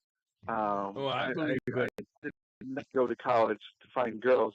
I went to college to further advance my weather knowledge and my study of the atmosphere. And you continue to impress us with your explanation and your work. No, I'm serious. You know, we joke a lot because you're kind of goofy sometimes. But you should see me Friday. Chips and everything else. But you know weather, and beating around the bush there. Yeah. Now give us the forecast. Yeah, so today, a really nice day. Northern winds are filtering in. Drier air is already filtered in. We're seeing it on the observation reports. So a really nice day once these clouds move out. Plenty of sunshine. Cooler temps, highs in the mid-80s. It's going to feel like it's the mid-80s because the humidity, those dew points are lowering. The humidity's moving out. Then we have that trough coming in tomorrow with that northern stream shortwave. It's actually going to bring back in the humidity in the picture. So it's going to be mid 80s, but it's going to feel like low 90s, especially tomorrow afternoon. And that's where the instability factor really comes into play. And I do believe we'll see those showers and storms pop off between 3 and 7 p.m. in our area. And hopefully some heavy downpours because we certainly need the rain. We're over 5 inches behind now for the year, and then really in dangerous shape if we don't get rain. If we don't get rains this week, it's not good. And then with that frontal boundary kind of hanging out to the south of us, Wednesday I think will be a dry day. There is a chance of storms in the forecast, but they're more popcorn thunderstorms. And I think most of that activity stays south of us, down around the Springfield, Jacksonville, Decatur area. Now Thursday, that stationary front moves back to the north, and that's where we see the chances of storms come back, particularly Thursday afternoon, Friday morning, and especially Friday afternoon as our next frontal boundary moves in. And it's going to be hot Friday. No one's talking about it yet, but I expect temperatures in the mid-90s on Friday with heat indexes in the upper 90s, maybe 100. Wow. I want to get I want to get serious, if you don't mind. I know you have followed, as we all have, the terrible tragedy in primarily Kerrville, Texas, but Central Texas, and some critics are taking aim at the National Weather Bureau. Have you followed that closely at all, Kyle? Whether you have any thoughts? I have these thorns in my side that are my liberal friends that are trying to say that Trump cut the budget for the National Weather Service. Actually, at the New Braunfels weather station, which is the local weather office there in just west of San Antonio, and then west of Austin, northwest of San Antonio. So at New Braunfels, they actually had more staff on hand that evening and that morning because they knew they were looking at a significant weather event. And when it was declared a flash flood emergency, which is terrifying to think about, but again, all the models were showing, Nigeria were showing, all the returns showing, they were actually overstaffed. So this journalist who actually worked for CNN, who tried to put out this tweet and then put out this report, was essentially lying, which journalists do, especially when they work for CNN. They were trying to badmouth the Trump administration, saying, "Oh, Doge made these cuts. More people are going to die because of this." There's another meteorologist, TV meteorologist in South Florida, who's saying we aren't able to accurately forecast hurricanes. One of my liberal friends sent me over the weekend saying, "Look at what's happening. We're all going to die from hurricanes." And I responded back, "I don't give a crap what this TV weatherman in South Florida forecast. I trust the National Hurricane Center in Miami, Florida forecast. That's who we go to for hurricane advice. This TV snob, boo-hoo, whatever, go on TV, throw your vents, throw your rants, whatever you want to do. I'll go with the experts at the National Hurricane Center." And if someone wants to badmouth, particularly because of political aspirations or trying to be negative or mean or demeaning or try to get their punch shots in, you sound like a damn fool when you don't know what you're talking about. And this journalist for CNN, she's a damn fool, just trying to instigate and trying to start something that really is not a news story. Yeah. And now tell us how you really feel. Oh, I can't. This show is family. Well, you know the old Can't go any saying, further. confuse the liberal with facts, and you obviously know what you're talking about. As usual, the most important, CNN who tries to start crap. Yeah, the CNN is acronym for the Communist News Network, and it's been that way that's why they're lauding the support of the nominee for mayor of New York City, who is more radical than a socialist. But at any rate, on a happy note, we thank you for your reporting of weather in Central Illinois. And how would you rate your forecast? 50%, 70%, or 100%? Well, so my last accuracy test, my senior year at Northern Illinois University, I still joke about this, and I know I've said this story, but it bears repeating. So every year we take a forecast accuracy test. We get an area of the North America, and we're said, okay, forecast out the next 5 days. And then we watch it the next 5 days based off the knowledge we've accumulated through the years in our education. Every year I learned more at Northern Illinois University.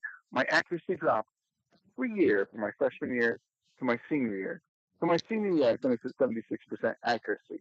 So by that measure, if I were to go every year from then on, I'm roughly probably in the 44% accuracy range. So yeah, Yeah. just by metrics alone. Yes, sir. That's why we love you. Forget CWA. Try CYA on this. Right? Actually, my friends at the Weather Service are having to do today because some stupid, insipid journalists tried to make a nasty remark about their weather office, saying, "Oh, they were understaffed." Well, actually, they're overstaffed. So, I don't want to again, belabor this though, Kyle, but the National Weather Service has issued a flash flood warning for 3 more Texas counties, and so they warned that flash flooding is ongoing or expected to begin again shortly. That was at 7:39, so that's just that's Central Time. oh, it's a very, very bad situation. Yeah. Because Feel bad for the people down there, but we could use some of the rain here. we could use some rain, not too much rain in that short amount of time, but we'll definitely take the rain. And that area topographically is it's the flood zone way in the top and middle of the streets. The river branches, particularly the Guadalupe River, where it really exceeded was where 2 rivers conjoin. There's a fork, I guess, and then it breaks off, and both those rivers saw excessive rainfall, and then where it met is where the actual devastation occurred. Yeah. Well, we've got to move on, as delightful as this conversation is. And we thank you as always. Stay cool. And we'll talk to you as the need arises, if not sooner. Absolutely. If not on Friday, we'll see you then. You bet. Take care, Mr. Leprechaun. See it, Kyle.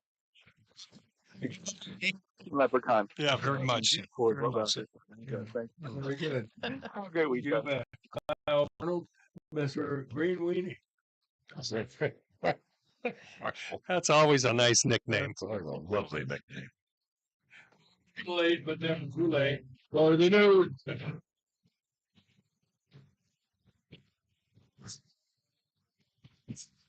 Our news this morning brought to you by our friends at the Hometown Community Banks Division of Morton Community Bank. Employee owned, locally operated. You can still choose a hometown bank at hometownbanks.com. Member FDIC. The country is mourning after floods claimed the lives of 82 people, with 11 others still missing. Rushing waters from the Guadalupe River near Kerrville, Texas, caught people unaware during the night. Many of the victims were young girls and their adult leaders who were camping along the river over the July 4th weekend. Hundreds of first responders and volunteers and boats were searching for survivors.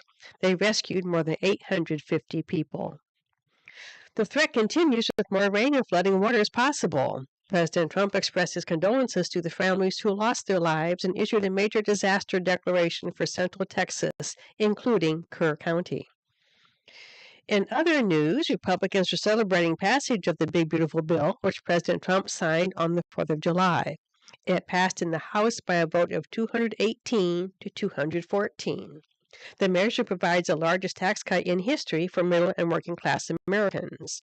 According to the Joint Committee on Taxation, the bill will most benefit workers and families making less than $50,000 a year. It's estimated bigger paychecks of $10,000 and more in annual take-home pay for families. Plus, no tax on tips, no tax on overtime, and no tax on Social Security. Among other benefits, it creates Trump accounts of $1,000 for every American newborn. Legislators Darren LaHood voted yes and Eric Sorensen no. The on-again and off-again Elon Musk is hoping to be the next president of the United States. He announced Saturday he was forming a third political party called the American Party. Trump called the idea ridiculous. Democrats are quiet, while national media celebrated the poll of just 1,000 people as a threat to the Republican Party. In local news, a Peoria County coroner, Jamie Harwood, reports the death of a man who was found in a house in the 1000 block of South Shelley on the city's south side. The victim reportedly had no identification documents on his person. Harwood is hoping the public might assist in making an ID. He's described as between 25 and 35 years of age, reddish beard, about 5'10", weighing around 145. He has a number of body tattoos. Call the coroner's office at 309-669-2000 if you have any information about the man's identity. There were a lot of fireworks displays over the weekend. Many area cities and towns had their own. Despite warnings from police and fire officials, some people violated local laws and had their own fun with the dangerous fireworks. But in a couple of incidents, it wasn't fun at all. A man went to OSF St. Francis Medical Center Friday morning after he was seriously injured by an exploding missile in the 600 block of West Loucks Avenue. A second man went to the hospital after he got hurt in the 500 block of Eureka on the city's north side. Once again, the culprit, fireworks. And fireworks caused a major fire at a couple of apartments in the 100 block of Braves Court near John Gwynn Park. Damage around $300,000.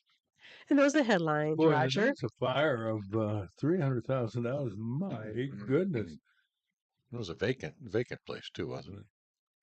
Well, they said nobody was inside, so it was vacant or not, I guess. vacant at the time, I guess. I don't know. Anyway, how about a check of the weather as a follow-up to Kyle Arnold's 87 today, 65 tonight. Is that 87%? No, that's 87 degrees. Okay. 65 degrees tonight. Tomorrow, high 88 degrees. Maybe a little bit of rain. Wednesday, 87 degrees. Friday and Saturday, back in the 90s. Right now, it's 70 degrees. And it's warm. Take care of your pets. Here's our pet tip of the day. Today's pet tip is brought to you by Peoria Pet Crematory of Peoria and Lewiston, providing final care for family pets, large and small, 24 hours a day, 7 days a week. Their phone number is 713-1898. That's 713-1898. More information is available at peoriapetcrematory.com. Pet lovers are dedicated to their animals, all species from horses to turtles, and of course, cats and dogs. If you are a pet lover, learn these little-known, somewhat amazing facts about your pet. Cats come in all sizes, colors, and personalities. They also come in 37 different species. 7 species are classified as big cats: lions, tigers, leopards, snow leopards, jaguars, clouded leopards, and cheetahs. The remaining 30 species are referred to as small cats, and about half of the small species are usually those kept as companion pets. As for household cats, the largest is usually the Maine Coon and Ragdoll breeds, which can weigh up to 20 pounds. Compare that to the average domestic cat weight of 11 pounds. Now, you've heard me say before I have a Maine Coon, and thankfully he only weighs about 10 pounds. But what I want you to know is that his sleek, silky fur does not retain pollens from the garden. And this makes him an especially good choice since I have always been very allergic to cats. I am continually surprised that he has yet to bother my allergies. I can't vouch for everyone, but if you have an allergy sufferer in your family and you also have someone who wants a cat, I would recommend you try the Maine Coon or Ragdoll breed. Of course, these cats will require some brushing to keep their fur from matting. The reason they are so silky is because their fur is very fine in texture. This is probably also why things don't stick in their fur. This whisker of information has been made possible by a grant from the Corporation for Public Broadcasting in partnership with Spot, Saving Pets One at a Time, and KSBR Studios. Produced by Joseph C. McGuire and theme music by Stuardo Glasser. Today's pet tip brought to you by Peoria Crematory of Peoria and Lewiston, providing final care for family pets, large and small, 24 hours a day, 7 days a week. Their phone number is 713-1898. That's 713-1898. More information is available at peoriapetcrematory.com. And there you have our pet tip of the day. And our pet tip of the day, no offense to that pet tip Yeah. of the day is take care of your pets in this Yes. hot weather. Yes. Don't let them stay out too long, and make sure they have plenty of water. Yep. So that in my case, I make sure my dog has plenty of water so that he is able to continue to urinate on my floor. Yes, because you want a Good idea. consistent yellow on your rug, right? Yeah, yeah. No, it isn't. It is yellow. So Is it you mainly an can't indoor tell- dog? You can't tell. You're mainly an indoor dog. Your dog? Yeah, Yeah. yeah, very definitely. I let him out, and like 30 seconds later, He's knocking. and he's knocking on the door and say, "Let me in." All right, here's our this day in history question. Okay. July 7th, 1912. 1912? United Wow. Yes, testing 1, 2, 3. Had to be Yes. some kind of an invention. It's caught me by a little off guard. A special event took place in sports. Oh, I think I saw something about this in the news. Yeah, I think you were looking at the question when it was No, I can't see that from here. But if you, So you're wandering. was it sports? It was what? Was it sports related? Yeah, I think I said that. What sport? I'm Well, going to guess. that's your job. I'm to going find. to guess. Was it baseball? No. Ooh. See that now that was now you were the first person to say something that made sense, and on the panel, And I am the one that hasn't said anything yet. And that's Right? very- That's why- why I stay this on way. your part, Sitting, yeah. just yeah. waiting. Was it cricket? Waiting in no. pouch. Yes, it wasn't. Yes, it wasn't. Football. Incorrect. Was it in the United States? No. Olympics? Yes. That was a good question. Oh, That was Olympic. what year? 1912. Yeah. And the year was 1912. That's the 1912 fruit Very good company. game. some kind of record was set.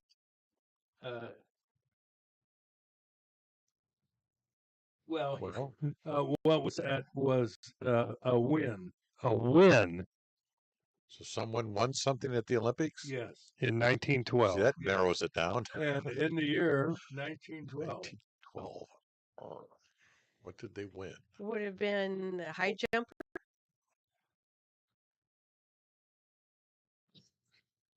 Shot putter. The question is not what was won, but who won what was won. Who won what was won? Who won what was Who won Was what it was Roger won? Bannister? And No, it was 1912. Roger was a little later on. I can't remember any names from back that far. Yes, you can. This guy was well known. Swimmer? Well known Yeah, American. was this winter or summer sports? Did we, It'd did be we summer. determine? July was Yeah, in the summer yeah, then too. yeah. Oh, Yeah. July. Yeah, you know, Oh, this that's is right. This this in 1912. Okay, it wasn't different back then. It wasn't. Might have been. it's not the Roger hasn't given us that clue yet. this wasn't the Winter Olympics in July 7th. Well, you said a different country. I don't know. What year was it again? Are all the countries on the same weather span? Or else? Pretty- No, Pretty much. Johnny Weissmuller won so Oh, that many of was- it. But that was later too. Yeah. Yes, I know that was. Oh. Okay. All right. Wow. It was at the Olympic Games. So this guy Summer games. was a big winner, as a matter of fact, and it was in track. But all I want at this point is the name of the American. Is it still a guy today, or is he a she today? that was much later. Yes. He or she today. That's I think that's for language. Jim Thorpe? Jim Thorpe is correct. Very good. Very What did good. he do? He won the 5th modern Olympics in Stockholm, Sweden. He won, that was what? the pentathlon, Oh, Pataf. and he would soon win the decathlon as well, carrying out an epic performance in how many events did he compete in? Well, pentathlon's 5, 15. right? Oh, Mhm. okay. He by himself 15 events. Yes. Wow. And where was he born, by the way? Oklahoma? Yes, but Where in Oklahoma? Right. Not the city. No, it was on one of the reservations Yeah, in Oklahoma. reservation. Oh, really? You sound like Charlie. He was Kirk on Fox. He Indian. was Indian, yes. Yes, he was. Feather, not.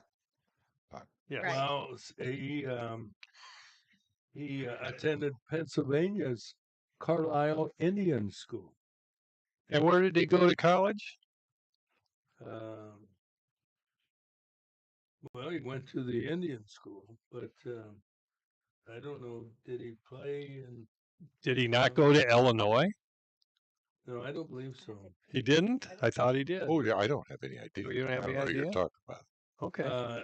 By the Jim way, Thorpe, I think. he won it in 1912, but in 1913 he was stripped of his Olympic medals because he had played minor league baseball professionally in 1909 and 1910, violating amateurism requirements for the games. Of course, they don't have that requirement anymore. And he has since been reinstated. However, in 1983, the IOC, standing for International Olympic Committee, presented replicas of the 2 gold medals that were stripped from Thorpe to his family Oh, 30 nice. years after his death, and years of immense public pressure, though the IOC has failed to reinstate Thorpe's victories in the official record. Thorpe is still remembered as one of the greatest athletes of all time. What tribe was he associated with? Do we know that? I'm looking right now. Well, he was born on a Sac and Fox Indian reservation. So Howie tribe. I think he was a member of the Sacs Fifth Avenue tribe. No. I don't think that was one. Yeah, it was maybe a Sioux. Where was he? It wasn't Haskell Indian Nations University is where he went to school. So Well, you have to be a tribe member someplace, right? you would think. Sac and Fox. The who? tribes? What? Did you say the Fox and Sac tribes?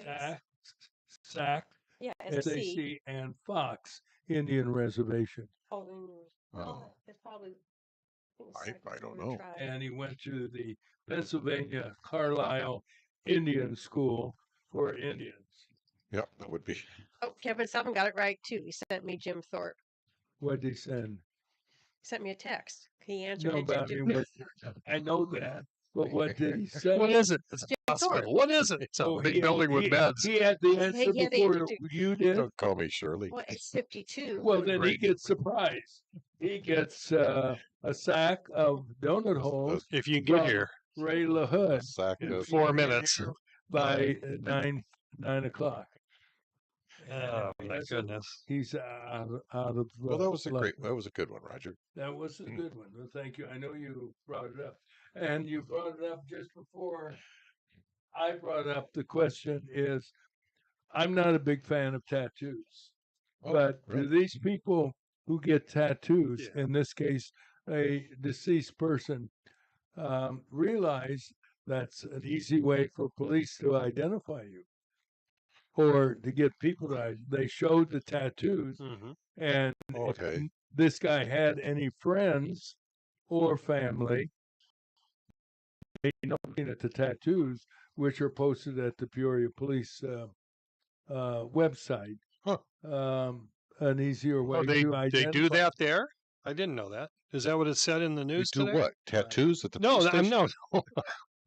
They have pictures of I've it. got to be careful how I say things, Yes. don't I? You have to. We all Do they have pictures They of have people's pictures, tattoos yes. on the website? Well, of this Well, victim, yeah, what they the did, guy that they they're took looking for. pictures. Okay. Or not Jamie looking for. apparently took pictures Yeah. and had them posted Okay. on the internet. The tattoo artist may recognize right. it. If it was done Yeah. locally, right, That's even he the- might Yeah. say, "Oh, right. that's Yeah. my work. I did Yeah. that." Yeah, If he had it done in Peoria, Right. yeah. Well, yeah. and if the tattoo artist has a computer. Yeah.